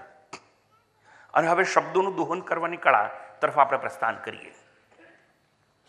અહમ અદ્વય સ્વરૂપે જનક કહે છે, પણ જનકજી અહીંયા પારમાર્થિક સત્યના દ્રષ્ટિકોણથી વાત કરે છે. હી is talking from the stand point of supreme reality. ત્રણ જાતના સત્ય છે. એક વ્યવહારિક સત્ય એટલે તમે શ્રોતાનું વક્તા, હું તદુપાન અને તમે રમણ મગન ચગન અથવા રમીલા કાંતા શાંતા આવા નામ આપવા પડે વ્યવહાર ચલાવવો હોય તો. એ વ્યવહારિક સત્ય. એક છે પ્રાતિભાષિક સત્ય જે એક જ સમયે સાચું હોય અને બીજા સમયે એ ખોટું થઈ જાય. સ્વપ્નમાં જે કંઈ જોઈએ છે ને, જે પાત્રો દેખાય સ્વપ્નમાં, જે નામ દેખાય, સ્વપ્ન સૃષ્ટિમાં જે કંઈ દ્રશ્ય બને ને એ સ્વપ્ન કાળે સત્ય હોય પણ જેવા જાગી જઈએ એટલે અસત્ય થઈ જાય. એક છે પારમાર્થિક સત્ય જે ત્રણેય કાળે સત્ય હોય. પહેલાં પણ એવું છે, અત્યારે પણ એવું છે અને ભવિષ્યમાં પણ એ રહેવાનું. અને એ પારમાર્થિક સત્ય એટલે આત્મા એ પારમાર્થિક સત્ય છે. પહેલાં પણ હતો, અત્યારે પણ છે, સદાકાળ એવો રહેવાનો છે. એમાં કોઈ પરિવર્તન થાય નહીં. અપરિવર્તનશીલ અર્થાત changeless entity. Here he is talking from સચ્ચિદાનંદ, એક્ઝિસ્ટન્સ, બ્રીથ એન્ડ કોન્શિયસનેસ. એ જે આત્માનું સ્વરૂપ છે એ દ્રષ્ટિકોણથી અહીંયા જનક કહી રહ્યા છે આપણને કે મારા આત્મ સ્વરૂપમાં દ્રશ્ય પ્રપંચ જ નથી. આ પ્રપંચ એટલે શું? પહેલા દિવસની વાત. પંચમહાભૂતમાંથી આ દેહ એટલે પિંડ પણ બન્યો અને પંચમહાભૂતમાંથી આખું બ્રહ્માંડ સર્જાયું. તો પંચમહાભૂતમાંથી જે કંઈ જન્મ્યું હોય એમાં બધું પાંચ પાંચ પાંચ જ હોય. હાથના આંગળા 5, પગના આંગળા 5, જ્ઞાનેન્દ્રિયો 5, કર્મેન્દ્રિયો 5, જ્ઞાનેન્દ્રિયોના વિષયો શબ્દ, સ્પર્શ, રૂપ, રસ અને ગંધ 5, પ્રાણ 5, પ્રાણ, વ્યાન, ઉદાન, સમાન એ પણ 5. એટલે 5 5 5 નું બધું શું હોય? પંચક. અને આ પંચક છે ને દ્રશ્ય પ્રપંચ. આ દેખાય છે, દેખાય તેવું આ પ્રપંચ છે. જનક કહે છે મારા આત્મ સ્વરૂપમાં દ્રશ્ય પ્રપંચ જ નથી, દ્રશ્ય પ્રપંચની અશેષ નાબૂદી છે. અને સંસાર તો છે જ નહીં. અને ઘણી વાર ચર્ચેકી વાત તો હવે શંકરાચાર્યજી કહ્યું જ્ઞાતે તત્વે કહ સંસાર. નરસિંહ કહે છે જાગીને જોવું તો જગત દિશે નહીં. અહીં પણ એ જ છે, જ્યાં કંઈ નથી એટલે કોઈ જન્મતું જ નથી ત્યાં કોણ સાધક, કોણ સાધ્યક અને કેવું સાધન? જ્યાં મહારાજ સિવાય બીજું કંઈ છે જ નહીં. આખું જગત મિથ્યા ભાસે છે, જેને જગત સત્ય ભાસતું જ નથી. જગતનું અનિત્યત્વ, અસતત્વ, મિથ્યાત્વ, ક્ષણભંગુરત્વ જેને સમજાઈ ગયું છે જનક જેવાને, એ કહે છે મારા આત્મ સ્વરૂપમાં જગત જ છે નહીં. અને જ્યાં એકમાં અન્ય નથી તો આ બધું દેખાય છે અલગ અલગ બધું કેમ? શા માટે અનેકતા ભાસે છે? તો શાસ્ત્રો કહે છે, ઉપનિષદો ગર્જના સાથે સમજાવે છે માયા માત્રમ ઇદમ દ્વૈતમ અદ્વૈતમ પરમાર્થત. આ તો માયાનો ખેલ છે. જો આત્મા એક જ છે તો અનેકતા કેમ ભાસે છે? સમજાઈ દઉં, ગભરાવાનું નહીં. બેઠો છું તમારી સામે, સ્વપ્નમાં જ્યારે હઈએ ત્યારે સ્વપ્ન એટલે શું? It is nothing but projection of mind. મનનું પ્રક્ષેપણ એટલે સ્વપ્ન. સ્વપ્નની રચના કોણ કરે છે? મન. મન કેટલા છે? એક જ મન જ્યારે સ્વપ્ન સૃષ્ટિનું સર્જન કરે. અને સ્વપ્નમાં તમે જે કંઈ જુઓ છો એ કોણ? મન. સ્વપ્નમાં માણસ દેખાય તો કોણ બન્યું? મન. વૃક્ષો દેખાય તો કોણ બની ગયું? મન. તમે જાગ્રત અવસ્થામાં સૂઈ ગયા હોય પણ સપનામાં જો રાત હોય તે સિતારા અને ચાંદ બન્યું કોણ? મન. સ્વપ્નમાં જે કંઈ દેખાય છે એ સૃષ્ટિ કોણે પેદા કરી? મન. એટલે મન જ એક હોવા છતાં અનેક નામ, અનેક રૂપ ધારણ કરે છે. બીજ એક જ બીજ હોય પણ જમીનમાં નાખો એટલે એક જ બીજ મૂળ બની જાય, થડ બની જાય, પાંદડા બની જાય, ડાળા બની જાય અને મોર આવે અથવા ફૂલ થાય, પુષ્પ થાય, એમાંથી ફળ થાય. એટલે બીજ તો એક જ છે પણ એક જ બીજ આવું બધું બની શકે તો સમજી લેવાનું એક પરબ્રહ્મ હોય, એક આત્મા હોય. એ શું આટલા બધા આકાર અને નામ ધારણ ન કરી શકે? કરી શકે. અહીંયા માયા માત્રમ ઇદમ દ્વૈતમ અદ્વૈતમ પરમાર્થત. પારમાર્થિક સત્યના દ્રષ્ટિકોણથી બધું એક જ છે, ભિન્નતા તો છે જ નહીં. મન ભેદનું સર્જન કરે, મન જુદાઈ સર્જે છે. આ મનની જ મુશ્કેલી છે.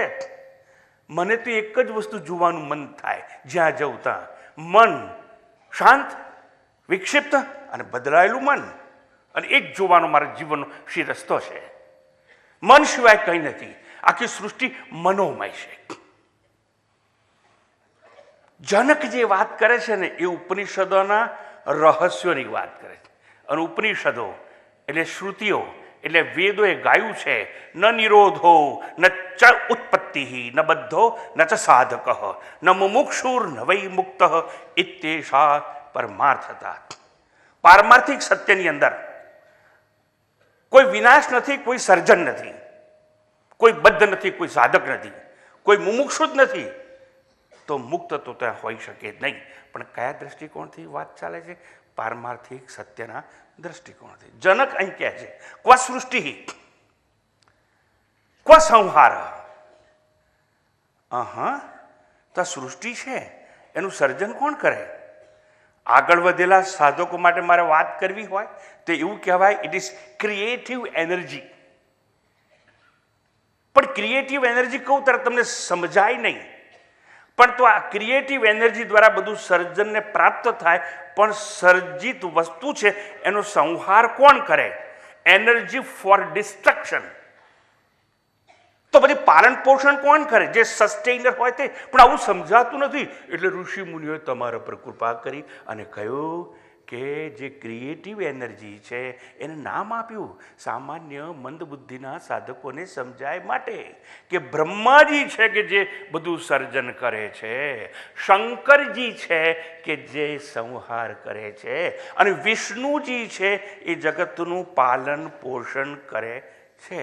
એટલે બ્રહ્માજી, શંકરજી, વિષ્ણુજી.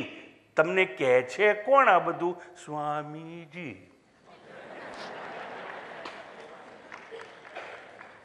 તો પછી બ્રહ્મા, વિષ્ણુ, મહેશ એ ત્રિપુટી આપણને આપવામાં આવી ને એ સમજાવવા માટે કહ્યું. તત્વજ્ઞાનના દ્રષ્ટિકોણથી creative energy, energy for destruction અને સસ્ટેઇનર એટલે વિષ્ણુ ભગવાન છે એ આ જગતનું પાલન પોષણ કરે છે. એટલે કે જે જો સમજાઈ ગયું, જાગીને જોવું તો જગત દિશે નહીં, અને જ્ઞાતે તો તે ક સંસાર, સંસાર છે જ નહીં, સૃષ્ટિ છે જ નહીં, તો બ્રહ્માજી ક્યાં? અને બ્રહ્માજી સૃષ્ટિ રચી જ નથી. કયા સ્ટેન્ડ પોઈન્ટથી વાત ચાલે છે? આત્માના દ્રષ્ટિકોણથી. કોઈ જન્મેલું નથી, અજાતવાદ છે. એટલે જો કંઈ જન્મ્યું જ નથી, સૃષ્ટિ ઉત્પન્ન થઈ જ નથી, તો સંહાર ક્યાં? અને સંહાર કરે કોણ? ખરેખર તો એક જ છે પરમેશ્વર, પણ જુદું જુદું કાર્ય કરે. એટલે આપણે એને 3 નામ આપ્યા છે: બ્રહ્માજી, શંકરજી, વિષ્ણુજી. અરે એક જ ના 3 નામ કેમ હોય? એને કહેવાય ફંક્શનલ ડિફરન્સીસ. અર્થાત એક બહેન છે, દાખલા તરીકે રમીલાબેન, એ સ્કૂલમાં ટીચર છે. એટલે સ્કૂલમાં જાય એટલે બધા કે ટીચરજી good morning, good morning, good morning. છોકરાઓ કહે છે ટીચરજી, પણ એ જ નામ ભૂલી ગયો. શું કહ્યું તમે? હે? રમીલાબેન. એટલે ધ્યાન રાખજો. એ રમીલાબેન બધા લોકોએ ગુડ મોર્નિંગ, ગુડ મોર્નિંગ ટીચરજી કહ્યું, પણ જ્યારે ઘેર આવી તો એના પોતાના છોકરા ત્યાં હાજર હતા. એટલે કે મમ્મીજી, મમ્મી. ઉતારી ટીચરજીમાંથી મમ્મી કેમ નહીં બની ગઈ? અને એટલામાં તો હસબન્ડ આવી ગયો, હોર્ન માર્યું, ખોલ ખોલ. અને એ શું કહે છે? My dear, my near, my better half. તમને કેવી ગલી પછી થઈ ગઈ? My better half. એટલે એ શું કહે છે? She is my wife. એનો ભાઈ આવે છે એમ કે છે શી ઇઝ માય સિસ્ટર. એનો બાપ આવે તો શું કે? She is my daughter. હવે હું પૂછું છું તમને, રમીલા એક છે કે 2-5 છે? તો આટલા બધા નામ કેમ?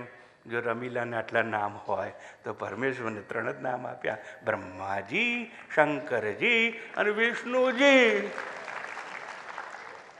તો હું સમજાવવાનો પ્રયત્ન કરું છું.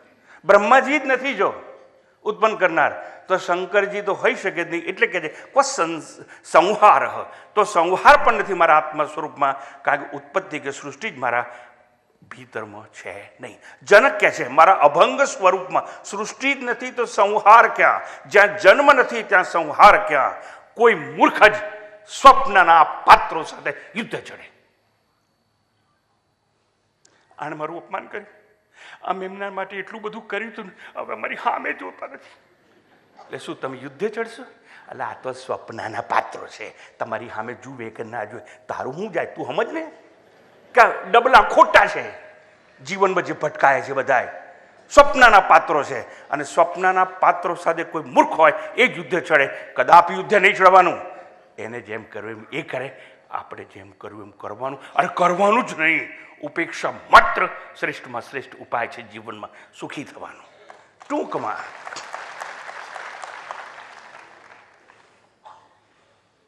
જ્યાં જન્મ જ નથી ત્યાં સંહાર ક્યાં?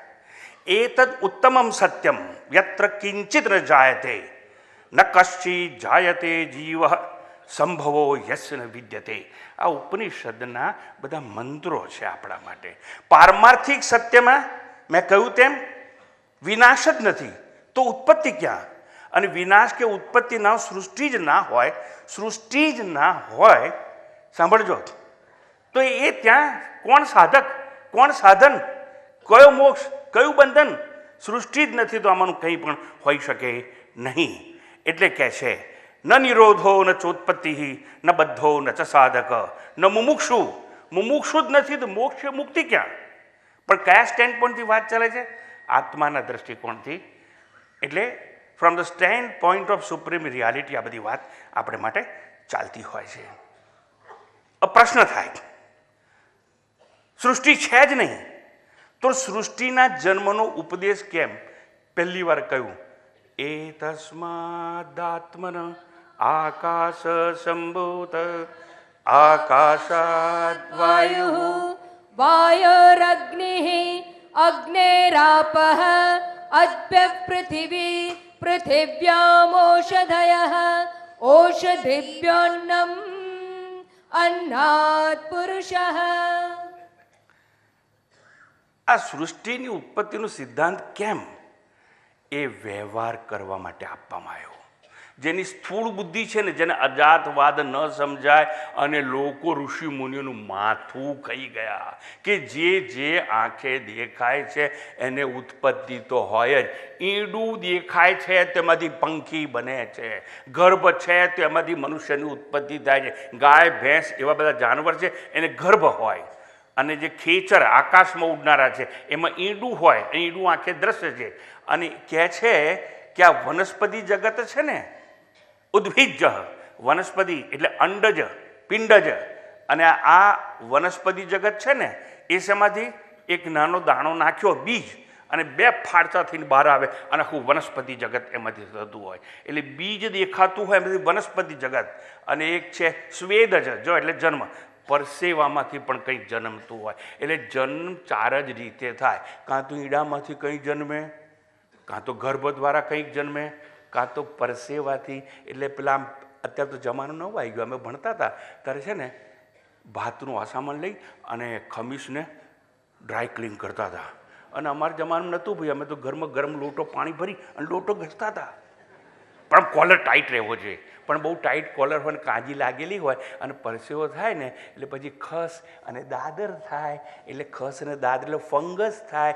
ફંગસમાં જીવાત જ કહેવાય, એટલે જીવ કહેવાય. એટલે અમુક જીવાત અને જીવ છે પરસેવામાંથી જન્મે, અમુક બીજમાંથી જન્મે, અમુક ઈંડામાંથી જન્મે, અને કાં તો ગર્ભમાંથી જન્મે. પણ આ બધું આંખે દેખાય તેવું છે. એટલે હવે પ્રશ્ન આપણા માટે એ થાય છે કે લોકોને એવું હતું, ઋષિ મુનિઓને જીવ ખાઈ ગયા કે જે દેખાય છે એનો જન્મ હોવો જ જોઈએ, અને દેખાય છે એમાંથી કંઈ ને કંઈને જન્મે છે તો જગત દેખાય છે તો એનો જન્મ હોવો જ જોઈએ. જગત જન્મ્યું નથી. આવી માથાજી ઋષિ મુનિઓ કરીને એટલે એવા અજ્ઞાની જન અવિવેકીને સમજાવવા માટે ઉત્પત્તિનો સિદ્ધાંત ઊભો કરવામાં આવ્યો છે. બીજું, આ જગત દેખાય છે એવું નહીં, પણ એ જગતને જે લોકો સત્ય માને છે એવા અબોધ જગતને સત્ય માનનારા લોકો માટે કહ્યું લો આ તમારા મનનું સમાધાન, એમ કરીને આ ઉત્પત્તિનો સિદ્ધાંત આખો આપવામાં આવેલો છે.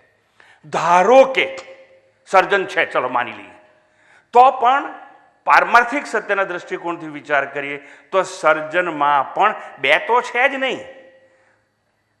બંગડી, અછોડો, વીંટી માંથી બને, સોનામાંથી. કહેવાય શું? બંગડી અને સોનું. બોલાય બે, પણ બે તો છે જ નહીં. કેટલી બહેનો બેઠી છે સોનાની બંગડી પહેરીને, એ જો લોકો મને એમ કહે ને કે મારી પાસે બંગડી છે અને સોનું છે, બે વસ્તુ મારી પાસે છે, બેન તું થોડો ત્યાગ રાખ, એવું કરને, સોનું તારી પાસે રાખ, બંગડી મને આપી દે ને, હમણાં લઈ લઉં. બોલાય બે પણ હોય એકનું એક. સૂર્ય અને પ્રકાશ બોલાય બે પણ પ્રકાશ છે ને સૂર્યથી છૂટો પડી શકે નહીં. અગ્નિ અને ગરમી બોલાય બે પણ છે એકનું એક. આટલું સમજાયું? તો એવી રીતે જો સર્જનને સાચું માનીએ તો પણ એક બીજ નાખો, એટલો ટેટો હોય ને એમાં કેટલા બીજ હોય, એક નાનું બીજ જમીનમાં નાખો અને જ્યારે મોટું વટવૃક્ષ થઈ જાય ત્યારે એમ થાય કે વૃક્ષ થઈ ગયું. પણ હું તમને પૂછું છું, જ્યારે બીજ નાખ્યું હોય અને વૃક્ષ બહાર દેખાતું હોય પછી એ બીજને શોધવાનો પ્રયત્ન કરો, બીજ મળશે નહીં. કેમ? બીજ પોતે મૂળ બન્યું, બીજ પોતે થડ બન્યું, બીજ પોતે ડાળા બન્યું, બીજ પોતે પુષ્પ બન્યું, બીજ પોતે ફળ બની ગયું. હવે મળે નહીં. એમ ઈશ્વર પોતે સમુદ્ર બન્યો, સાગર બન્યો, ભૂચર ખેચર જળચર બન્યો, પૃથ્વી બન્યો, આકાશ બન્યો, તારા બન્યો, સરિતા બન્યો, ખળખળ વહેવા લાગ્યો અને ઘૂ ઘૂ ગુગવતો સાગર બની ગયો. ઈશ્વર જો જગતનું નિર્માણ કરી અને એ ઈશ્વરે જગતમાં પ્રવેશ કરેલો, પ્રવિષ્ટ થઈ ગયો, પછી બધું અભેદ થઈ જાય છે. બે તો ત્યાં હોતા જ નથી. એટલે જનક કહે છે એ મારા આત્મા સ્વરૂપમાં અનેકતા કે ભિન્નતા તો છે જ નહીં, તો કેવી સૃષ્ટિ, કેવો સંહાર, સાધ્ય કેવું, સાધન ક્યાં, સાધક કોણ અને સિદ્ધિ કેવી? ઉપનિષદો પણ કહે છે એકોહમ બહુશ્યામ બહુશ્યામ પ્રજાયેતિ સતપોતપ્રતઃ ઇદગમ સર્વમ અસૃજત. એટલે પરમાત્માએ આ બધું સર્જન કરી અને પોતે અંદર પ્રવિષ્ટ થઈ ગયો. હવે પરમાત્મા જગતથી જુદો હોય નહીં. જગત અને જગન્નાથ એક છે, જેમ બીજ અને વૃક્ષ એક છે, સોનું અને ઘરેણા એક છે, માટી ને ઘડો, ઈંટ ને નળિયા બધું એક છે. એટલા માટે ઉપનિષદો ગાયું વાચા રંભણમ વિકારો નામ દેવ મૃત્તિકા એવ સત્યમ. માટી જ સાચી છે. ઘડાની અંદર ઉપર નીચે આજુબાજુ ઘડાના પેટમાં અને કાંઠલામાં બધે શું છે? માટી, માટી અને માટી. આકાર તો બધા નકામા છે, મિથ્યા છે, દેખાય છે, આરોપિત છે માટી ઉપર નામ અને આકાર. એટલે જો સાચું માનો સર્જન તો પણ ભિન્નતા તો છે જ નહીં. આવી રીતે અહીંયા પ્રશ્નનું સમાધાન કરવામાં આવે છે કે બે છે નહીં અને છતાં ઉત્પત્તિમાં ભિન્નતા લાગે છે. ઉત્પત્તિનો ઉપદેશ જેના ગહન સંસ્કાર છે, જેના ગહન સંસ્કાર છે, કહેવા કે જે દ્રશ્ય છે એને જન્મ છે, એને ઉત્પત્તિ છે. વંચ અગેન, જેના ખોટા ખોટા સંસ્કાર છે, મોટાભાગના આપણે બધા વાંચીએ કે જે આંખે દ્રશ્ય છે ને એનો જન્મ હોય જ. જો તમે આ વાત સાચી માનશો જે આંખે દેખાય છે એને જન્મ હોય જ, તો મારે તમને પૂછવું છે, ઉનાળાની અંદર ડ્રાઈવરની બાજુની સીટમાં બેઠા હોય અને સડક પર ડ્રાઈવ કરતા હોય અને સડક પર શું દેખાય છે? મૃગજળ દૂર દેખાય, પછી કાર એના પરથી જાય પણ છાંટા ઉડતા નથી અને કાર એ મૃગજળ દેખાય છે એના પરથી પસાર થઈ ગઈ અને આમ જો પાછળ વળીને તો પાછળ પણ ભીનું હોતું નથી. કાર ત્યાં ગઈ તો છાંટા ઉડતા નથી પણ દૂરથી શું દેખાય છે? મૃગજળ. મૃગજળ આંખે દેખાતું નથી કે દેખાય છે? મૃગજળ તો આંખે દેખાય છે પણ મૃગજળનો જન્મ હોતો નથી. સૂર્યોદય અને સૂર્યાસ્ત આંખે દેખાય છે પણ સૂર્યની અંદર ઉદય કે અસ્ત નથી. એ તો પૃથ્વી પર ઉભા રહીને આપણે સૂર્યના દર્શન કરીએ છીએ અને પૃથ્વી ફરે છે માટે ઉદય અને અસ્ત દેખાય છે.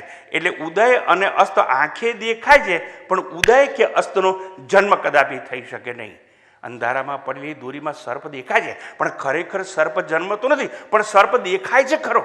સમજો, દેખાય છે ખરો પણ સર્પનો જન્મ થતો નથી. ક્ષિતિજ ઉપર ધરતી અને આસમાન મળેલા દેખાય, એટલે ધરતી અને આસમાન મળે ત્યાં સંગમ દેખાય છે. કેવી રીતે? તેરા ઓર મેરા સંગમ હોગા કે જૂનું ગાય છે. ધરતી અને આસમાન મળેલા દેખાય છે પણ ત્યાં સંગમ દેખાય ખરો બંનેનો, પણ સંગમનો જન્મ હોતો નથી. હવે સમજાવું છું.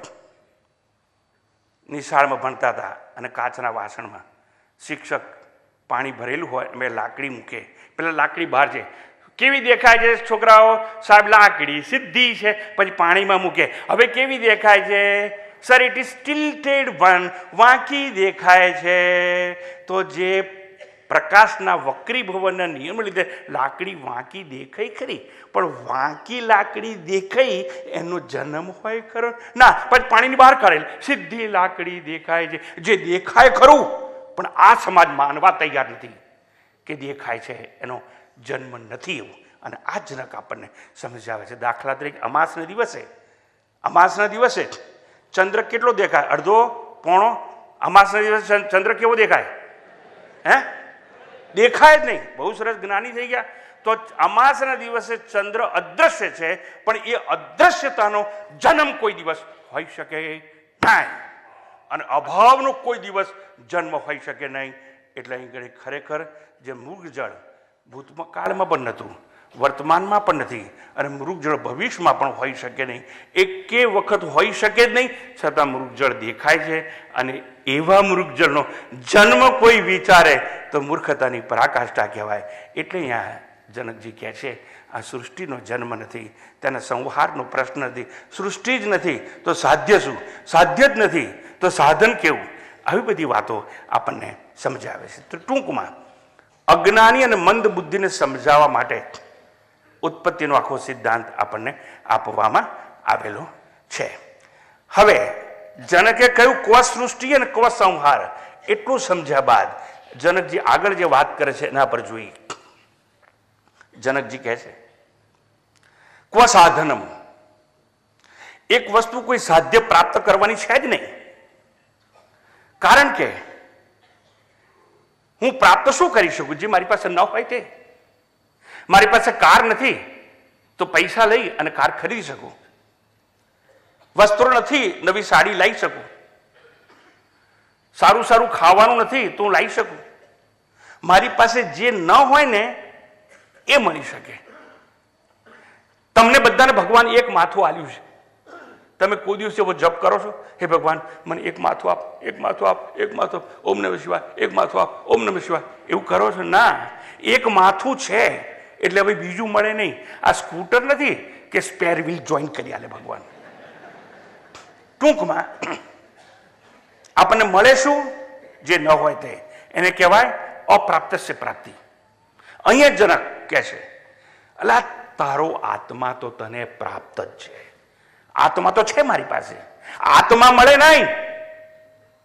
હા, તો આત્મા જો મળે નહીં તેના સાધન શું કામ વિચારવાની જરૂર? આત્મા તો મને મળેલો જ છે, આત્મા તો સાધ્ય નથી. મળે શું? જે ન હોય તે.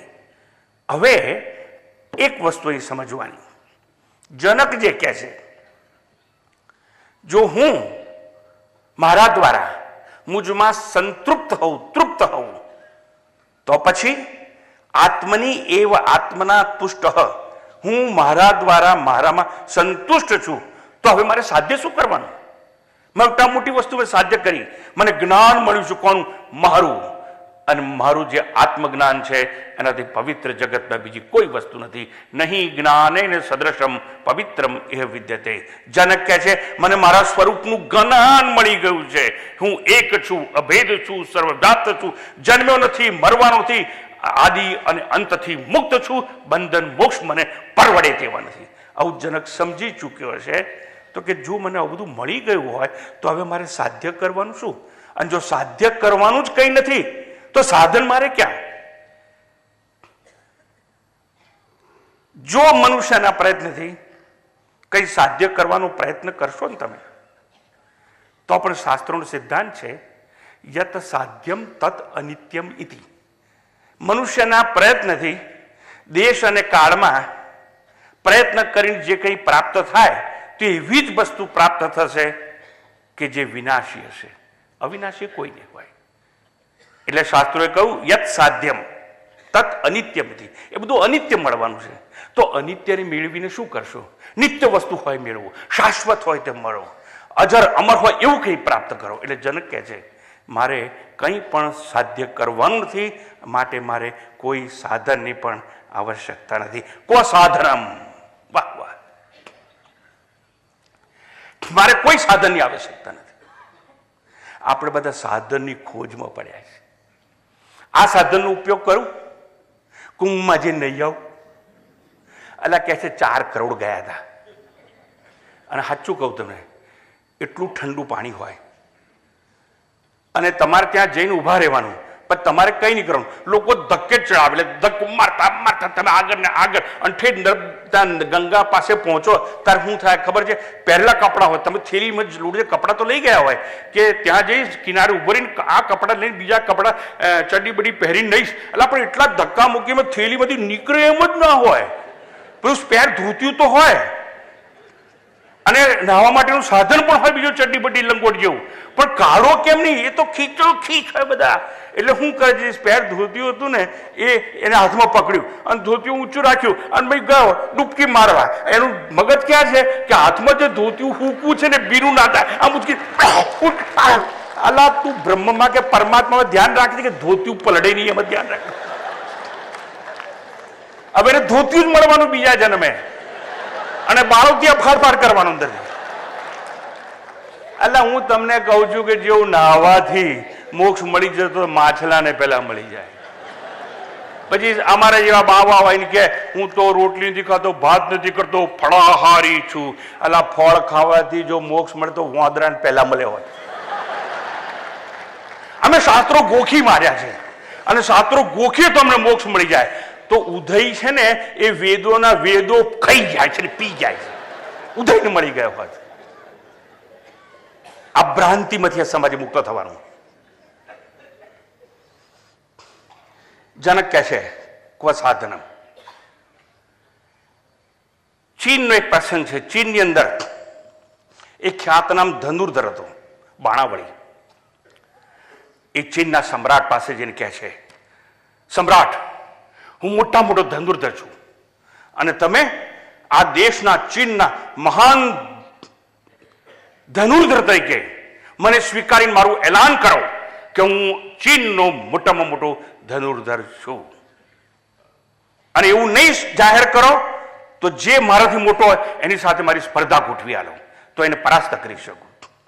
સમ્રાટ કહે છે, ભાઈ જો હું તો રાજા છું ને રાજ ચલાવું છું, મને ધનુષ ચલાવતા આવડતું નથી. પણ જો પેલો દ્વારપાળ ઉભો ને, કોણ પેલો ગેટ કીપર, એને ધનુષ આવડે છે, તું એને જઈને પૂછ. આ જે મને પૂછે છે એ. એટલે પેલો ધનુર્ધર હતો ને એ દ્વારપાળ પાસે જાય છે અને પૂછે છે કે સમ્રાટે તમને મળવાનું કહ્યું છે. તો કે જો ભાઈ જલ્દીથી સ્પર્ધા ગોઠવીશ નહીં, નહીં તું હારી જઈશ. મારો એક મિત્ર છે અને જંગલમાં રહે છે અને બહુ મોટો બાણાવળી છે અને તું જો એને જાણ્યા વગર સ્પર્ધા ગોઠવીશ તો તું તો હારી જ જઈશ. એના કરતાં મારા મિત્રને મળી આવ. એટલે ધનુર્ધર જંગલમાં જાય છે અને જુએ છે, એને લાગે છે એ આની આગળ તો હું તુચ્છ છું, હું કંઈ જ નથી. એટલે પગે લાગે છે, તમે મારા ગુરુ, મને ધનુર્વિદ્યા શીખવો ને. એમ કરીને 3 વર્ષ સુધી એની પાસે રહે છે અને 3 વર્ષ સુધી રહી અને બધી ધનુર્વિદ્યા એ શીખી લે છે. અને બધી 3 વર્ષથી ધનુર્વિદ્યા શીખી લીધી પછી વિચારવા લાગ્યો કે જ્યાં સુધી આ ગુરુ, આ આચાર્ય જીવે છે ને ત્યાં સુધી સમ્રાટ મને શ્રેષ્ઠ ધનુર્ધર તરીકે સ્વીકારશે પણ નહીં અને એલાન પણ નહીં કરે કે હું શ્રેષ્ઠ ધનુર્ધર છું. તો શું કરવું પડે? આ ગુરુનો કાંટો કાઢવો પડે. કળિયુગ છે, સમાજ છે, ગુરુનો કાંટો કાઢવો પડે. એક વાર એવો પ્રસંગ બને છે, જેને 3 વર્ષ સુધી ધનુર્વિદ્યા શીખવીને એ જંગલમાં ગયા હોય છે. હાથે બધું કામ કરતા હોય છે પોતે અને લાકડાનો મોટો ભારો ઉપાડી અને જંગલમાંથી આવતા હોય છે. એક ઝાડ પાછળ 3 વર્ષ સુધી શીખેલો ને એ સંતાઈને બેઠો છે. એને લાગ્યું આવો મોકો બીજી વાર મળશે નહીં. જોડાયું બાણ અને બસ આ એક જ પળ છે મારા જીવનની. જો મારે શ્રેષ્ઠ ધનુર્ધર તરીકે સમ્રાટ પાસે ઉભા રહેવું હોય તો આ ગુરુરૂપી કાંટો છે મુક્ત કરવો જોઈએ. એટલે બાણ છોડ્યું, બાણ સન્ન કરીને સુસ્વાટા સાથે આ બાણ છે ને ભારો ઉપાડી અને જે ગુરુ જતા હતા ને એ તરફ વહેવા માંડ્યું. અને આ તો ગુરુ છે ને ગુરુ ગમ બધી ચાવી રહી. એને ખબર પડી ગઈ કે સુસ્વાગત સાથે બાણ મારી તરફ આવે છે. એટલે જે લાકડાનો ભારો ઉપાડેલો ને એમાંથી એક પાતળી લાકડી છે ને ખેંચી કાઢી અને પાતળી લાકડી ખેંચી અને આમ સામે નાખી અને એ લાકડી જઈ અને પેલા તીર સાથે અથડાઈ ગઈ. એટલે તીરની દિશા બદલાઈ ગઈ અને તીર છે ને જેને છોડેલું એની છાતીમાં ભોંકાઈ ગયું. પેલો નીચે પડે છે પણ આખરે તો ગુરુ છે ને પેલાના છાતીમાંથી તીર કાઢી લે છે અને એક જ કહે છે એને કે જો આટલી જ વિદ્યા 3 વર્ષ સુધી તું ભણ્યો પણ મેં તને શીખવી નહોતી અને હજુ પણ શીખવીશ નહીં. પેલો બહુ કર કરે છે. આટલી વિદ્યા નથી શીખવીશ નહીં. પેલો કે મને માફ કરો, મને ક્ષમા કરો, તમે કહેશો એમ કરીશ પણ મને શીખવાડો. તો હું માફ તો તને કરું છું, જા. અદનો ગુરુ હોય ને માફી આપ્યા વગર રહે નહીં. માફી તો આપે જ, કે છે હું માફી તો તને આપીશ પણ શીખવીશ નહીં. હજુ મારા ગુરુ જીવે છે અને હું દર વર્ષે એને દક્ષિણ આપવા જાઉં છું. વર્ષમાં એકવાર ગુરુ પૂર્ણિમાના દિવસે હું એને નમન કરવા જાઉં છું, એના પગમાં પડું છું. આજે તે નમન કરવાની પ્રથા નષ્ટ થઈ ગઈ છે. પણ પેલો કહે છે મારા ગુરુને નમન કરવા જાઉં છું, હું દક્ષિણા મારથી શક્ય હોય એટલી એક વાર વર્ષમાં આપવા પણ જાઉં છું અને મારા ગુરુ હજુ જીવે છે. જો પેલો સામે પર્વત દેખાય ત્યાં ગુફા છે ને ત્યાં રહે છે, તું એની પાસે જા અને એ તને શીખવશે ધનુષ અને બાણ વગર પણ કેવી રીતે તીર છોડી શકાશે એવી વિદ્યા તું તને શીખવશે. હું મારા ગુરુ આગળ તુચ્છ છું. આ નવા શિષ્યે કઠણ પ્રયત્ન કર્યો અને યાત્રા કરી દાદા ગુરુ પાસે જવાની. અને ત્યાં જાય છે, પેલા ગુરુ છે ને એ શિખર પર ઊભા છે અને કહે છે ઈશારામાં આવ આવ. પેલામાં હિંમત નથી, આમ નથી કે આવા પહાડ ઉપર ચડી અને આ પથ્થરો ઉપર ચડી અને ગુરુ પાસે પહોંચી શકે. નમસ્કાર કરે છે, લાચાર છું, તમારા ચરણ સુધી પહોંચી શકું તેમ નથી, ઊભો રે હું આવું છું. અને પેલા દાદા ગુરુ નીચે આવે છે અને કહે છે પેલા ધનુર્ધરને, એ તારી સગળી વાત મેં સાંભળી, વૃત્તાંત સાંભળીને હું સમજી ગયો શું થયું છે તે. અને એને કહ્યું તું કેવો ધનુર્ધર છે, હજુ ધનુષ્ય અને બાણનો ભાર ઉપાડીને ફરે છે. જેને ધનુર્વિદ્યા આવડી જાય એ ધનુષ અને બાણને તોડી નાખે છે. સાધનમ એટલે કે છે ધનુર્વિદ્યા શીખ્યા પછી કોઈ મૂર્ખ જ હોય કે ધનુષ અને બાણનો બોજો ઉપાડીને ફરતો હોય. એ તને યાદ નથી જે મારા શિષ્ય હતો ને એને તો માથે ભારો ઉપાડ્યો લાકડાનો, એની પાસે ધનુષ ક્યાં હતું, એની પાસે તીર ક્યાં હતું, અને છતાં પણ નાની લાકડીને તીર બનાવ્યું. એ વિદ્યા કહેવાય. એટલે જે સાચો ધનુર્ધર હોય એ ધનુષ અને બાણને તોડી નાખે છે. સાચો સિતાર વાદક હોય એ શીખ્યા પછી તારને તોડી નાખે છે. એટલે ગુરુ કહે છે હે સાચો જે ધનુર્ધર હોય એ ધનુષ અને બાણનો ભારો ઉપાડી અને ફરતો નથી. કારણ કે ધનુર્વિદ્યા શીખવા માટે ધનુષ અને બાણ એને સાધક કહેવામાં આવે છે. આખો સમાજ ઊંધે રવાડે ચડ્યો છે. અધ્યાત્મ માર્ગે પણ શાસ્ત્ર તો સાધન છે. શાસ્ત્રો માથે મૂકીને જીવનભર જીવાય નહીં. નદી પાર કરવી હોય તો હોળી નૌકા સાધન છે. પણ ના, પછી તમે વિચારવા માંડો કે આ નૌકા ના હોત તો હું આ પાર આવી શક્યો નહીં, હવે આ નૌકાનું છોડ જ નહીં, તો જીવનભર કંઈ ઓળી માથે મૂકીને જીવાય નહીં. એ સાધન હતી, એ છોડી દેવા જોઈએ. હવે બીજી વાત કરું, મને જો રજા આપો ને તો 5 મિનિટ વધારે લઉં સાહેબ. જો તમે હા કહેતા જોરથી ઓમ બોલો. ઓમ. તમારી પાસે મેં ઓમ એટલે બોલાયું કે તમારો અવાજ રેકોર્ડ થઈ ગયો એટલે વધારે પડતું મેં લીધું છે એવું ના થાય. તમારી સંમતિ છે. મૂર્તિ સાધન છે. મૂર્તિ ભગવાન નથી. મૂર્તિમાં પણ ભગવાન છે. જો સચરાચર વ્યાપ્ત હોય, ફૂલમાં હોય, નદીમાં હોય, તળાવમાં હોય, સિતારામાં હોય, ચંદ્રમાં હોય, સૂર્યમાં હોય, કણ કણમાં હોય પરમાત્મા, તો મૂર્તિમાં પણ હોય જ. પણ જો સાંભળજો બરાબર, મૂર્તિમાં પણ ખરો, મૂર્તિ જ પરમેશ્વર કે પરમાત્મા નથી. જો મૂર્તિ જ પરમાત્મા હોત તો મૂર્તિના દર્શન કરવા માટે આપણે ક્યાંય જવાની જરૂર નહીં. આખા હિન્દુસ્તાનમાં એક જ સ્થળ છે, એનું નામ છે જયપુર. ભારતની તમામ મૂર્તિ જયપુરમાં બને છે અને ત્યાં જાઓ તો શિલ્પીઓ બેઠા હોય, એક મૂર્તિ બની ગઈ હનુમાનની, એને કુવાડી દીધી, હનુમાન પર પગ મૂકી અને પછી બીજી ઠક ઠક ઠક ઠક ઠક ઠક ઠક ઠક થઈ ગયું. એટલે બીજી પર પછી એક પગ છે હનુમાન પર ને એક સીતા પર, હવે રામને ઠોકે ઠક ઠક ઠક ઠક ઠક ઠક. બધા જ ભગવાનને એક સાથે દર્શન કરો તો જયપુર જવું જોઈએ. આપણે મૂર્તિ પૂજક નથી, આપણે આકારના પૂજારી છીએ. સમજવાનું, જો મૂર્તિ પૂજક હોત અજંતાની ઇલોરાની ગુફામાં જઈ અને આપણે મૂર્તિઓને પગે લાગતા હોત, દર્શન કરતા હોત, મુંબઈ પાસે એલિફન્ટા કેવ છે ત્યાં આપણે ગયા હોત અને આર્કિયોલોજીનું જે મ્યુઝિયમ હોય ત્યાં ગયા હોત, જો મૂર્તિ પૂજક હોત તો. હું તમને પૂછું છું, તમે જયપુર જાઓ તો જેટલા શિલ્પીની દુકાન છે ત્યાં પગે લાગો છો, સાચું કહેજો ના, કારણ કે એ તો પથરા કહેવાય, હજુ ભગવાન બન્યા નથી. તો મૂર્તિ છે, ભગવાન ક્યારે બને? તમને ખબર છે? મૂર્તિ વેચેથી લાવીએ ને મૂકીએ, પછી પ્રાણ પ્રતિષ્ઠાનો એક પ્રસંગ હોય અને બ્રાહ્મણો બોલાવીએ, એ લોકો આવાહન કરે, જેની મૂર્તિઓનું આવાહન કરવામાં આવે. રામની હોતી એ રામ ભગવાન આવો અને મૂર્તિમાં પ્રવેશ કરી જાઓ. કૃષ્ણની હોત એમાં પ્રવેશ કરી જાઓ, એમાં આવાહન કરી અને બોલાવવામાં આવે, મંત્રોચ્ચાર થાય અને બીજા દિવસથી એ મંદિરમાં પૂજા વિધિ રીતસરની શરૂ થતી હોય છે. હું તમને પૂછું છું, તમે કોઈ એવા છો અહીંયા કે જેને કોઈ પણ આવા પ્રાણ પ્રતિષ્ઠાના પ્રસંગમાં હાજરી આપી હોય? આ તું કરો. ઓહો, અનેક છે નીચે સાહેબ.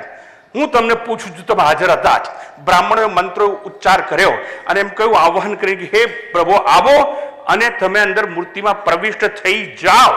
તમે હાજર હતો, હું તમને પૂછું છું કે જે આવાહન કરીને ભગવાનને બોલાયા અને મૂર્તિમાં ધારો કે ગયા, આંખે તમે જોયા છે? આ કે ના? તો હવે હું કહું છું, જે આવાહન કરીને આવે અને મૂર્તિમાં જાય એ પરમાત્મા કહેવાય કે પેલી જળ પથ્થરો છે એ પરમાત્મા કહેવાય? પરમાત્મા કોણ છે? તમે જળના દર્શન કરવા જાઓ છો, પેલો ચેતન આવ્યો છે એના દર્શન કરવા જાઓ છો. દર્શન તમારે કોના કરવા છે? સમજવાનું, મૂર્તિ સાધન છે. પણ જેમ કેજી ક્લાસમાં ભણતા હતા અને પેલા ટીચરે શીખવાડ્યું, A for apple, A for apple, B for bat, C for cat, અને ગુજરાતી ભણતા હોય તો ખાને કાંઈ નહીં ખ, કલમનો ખ, ખાને કાંઈ નહીં ખ, ખડિયાનો ખ, ગને કાંઈ નહીં ગ, જે આપણે નથી એનો ગ.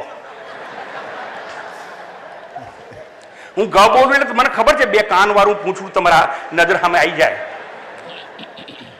પણ એ વખતે પેલો બાળક ઇમેચ્યોર હતો એટલે A for apple, A for apple, અને મોંઘી નિશાળમાં ભણતા બાળકો પેલું કલરફુલ ચિત્ર હોય એની પાસે, એપલનો અમુક કલર હોય, એનો શેપ હોય, અને જો પછી માં પેલો શીખીને આવ્યો કે એ ફોર એપલ, માં આંગળી પકડીને બજારમાં લઈ જાય, મમ્મી એ ફોર એપલ, લારીમાં હોય એપલ.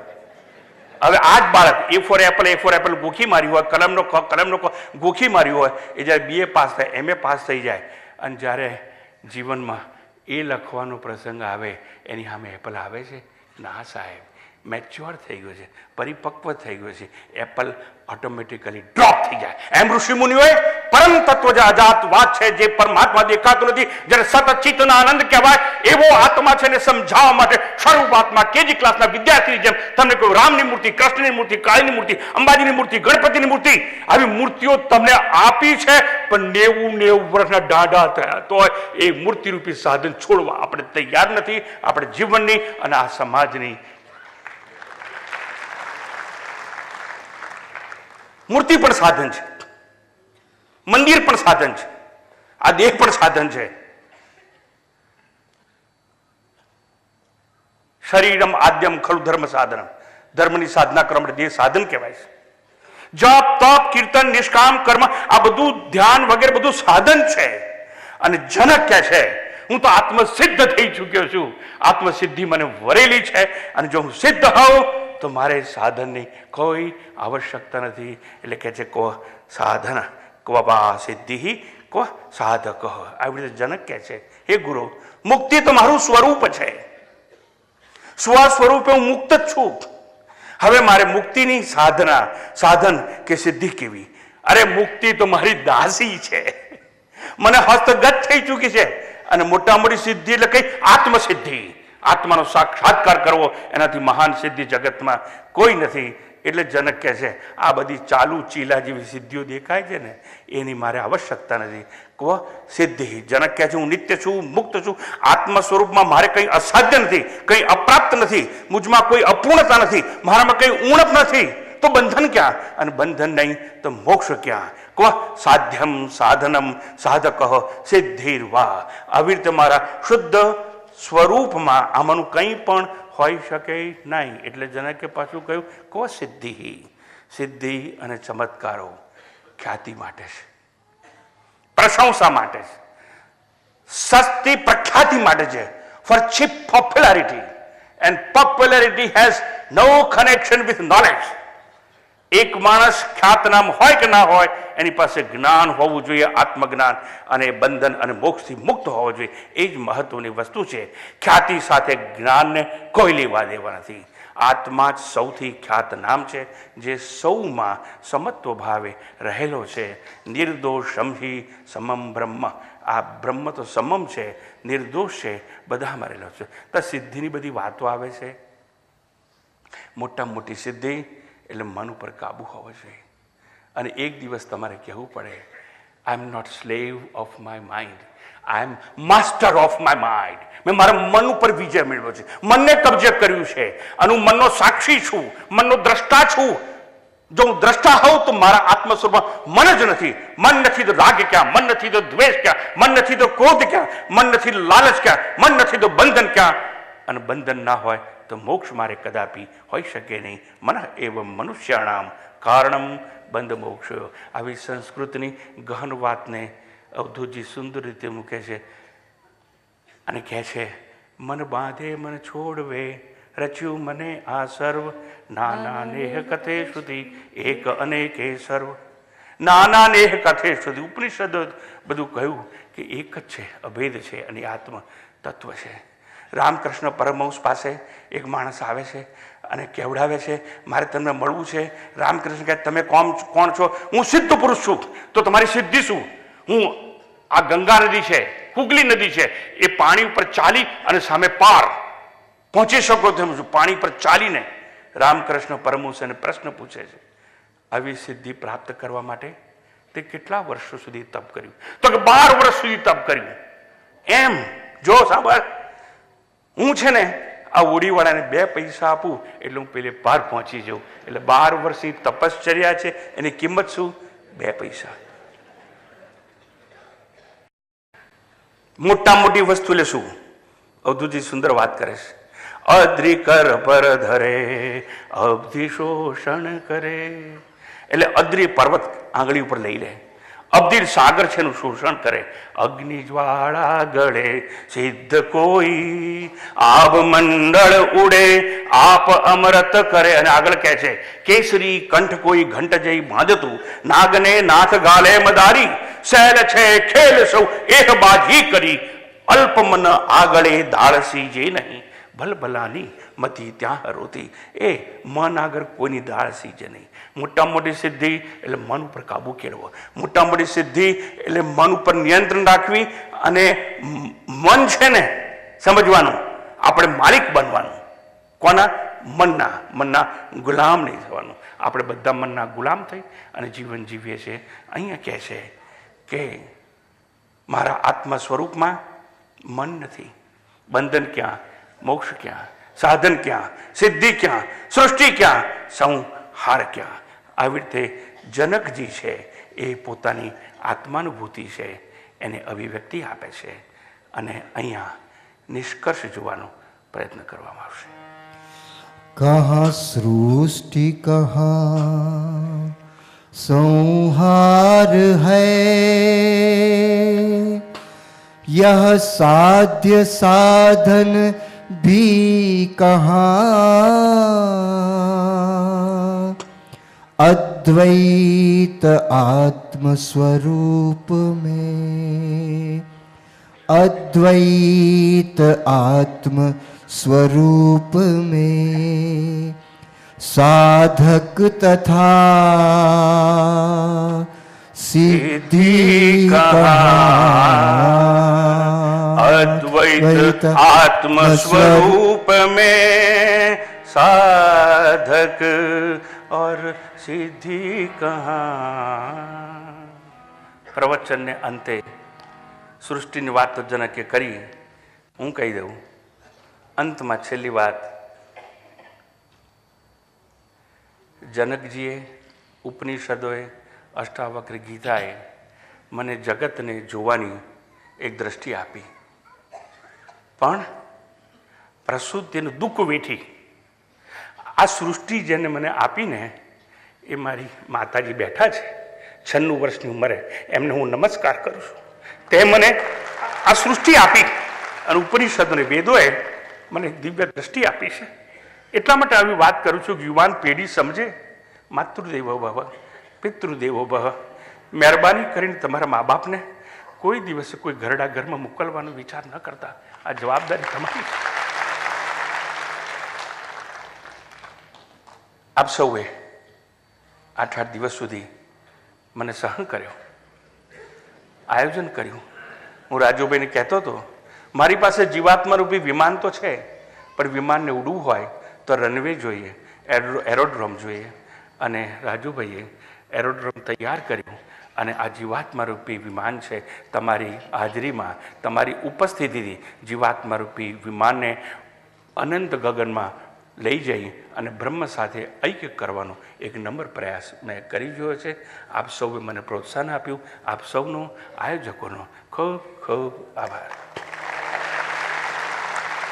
ઓમ સ્વસ્તિ પ્રજાભ્યઃ પરિપાલયન્તામ ન્યાયેન માર્ગેણ મહિં મહિષાઃ ગોબ્રાહ્મણેભ્યઃ શુભમસ્તુ નિત્યં લોકાઃ સમસ્તા સુખિનો ભવन्तુ કાલે વર્ષતુ પર્જન્યઃ પૃથિવી સસ્યશાલિની દેશોऽયં ક્ષોભરહિતઃ બ્રાહ્મણા સन्तુ નિર્ભયાઃ ઓમ સર્વેષાં સ્વસ્તિર્ભવતુ સર્વેષાં શાંતિર્ભવતુ સર્વેષાં પૂર્ણં ભવતુ સર્વેષાં મંગલં ભવતુ સર્વે ભવन्तુ સુખિનઃ સર્વે સन्तુ નિરામયાઃ સર્વે ભદ્રાણિ પશ્યन्तુ મા કશ્ચિत् દુઃખભાગ્ ભવેत् असतो मा सद्गमय तमसो मा ज्योतिर्गमय मृत्योर्मा अमृतं गमय. ओम पूर्णमद पूर्णमिदं पूर्णात् पूर्णमुदच्यते पूर्णस्य पूर्णमादाय पूर्णमेवावशिष्यते. ओम शांति शांति शांति. हरि ओम. श्री गुरुभ्यो नमः.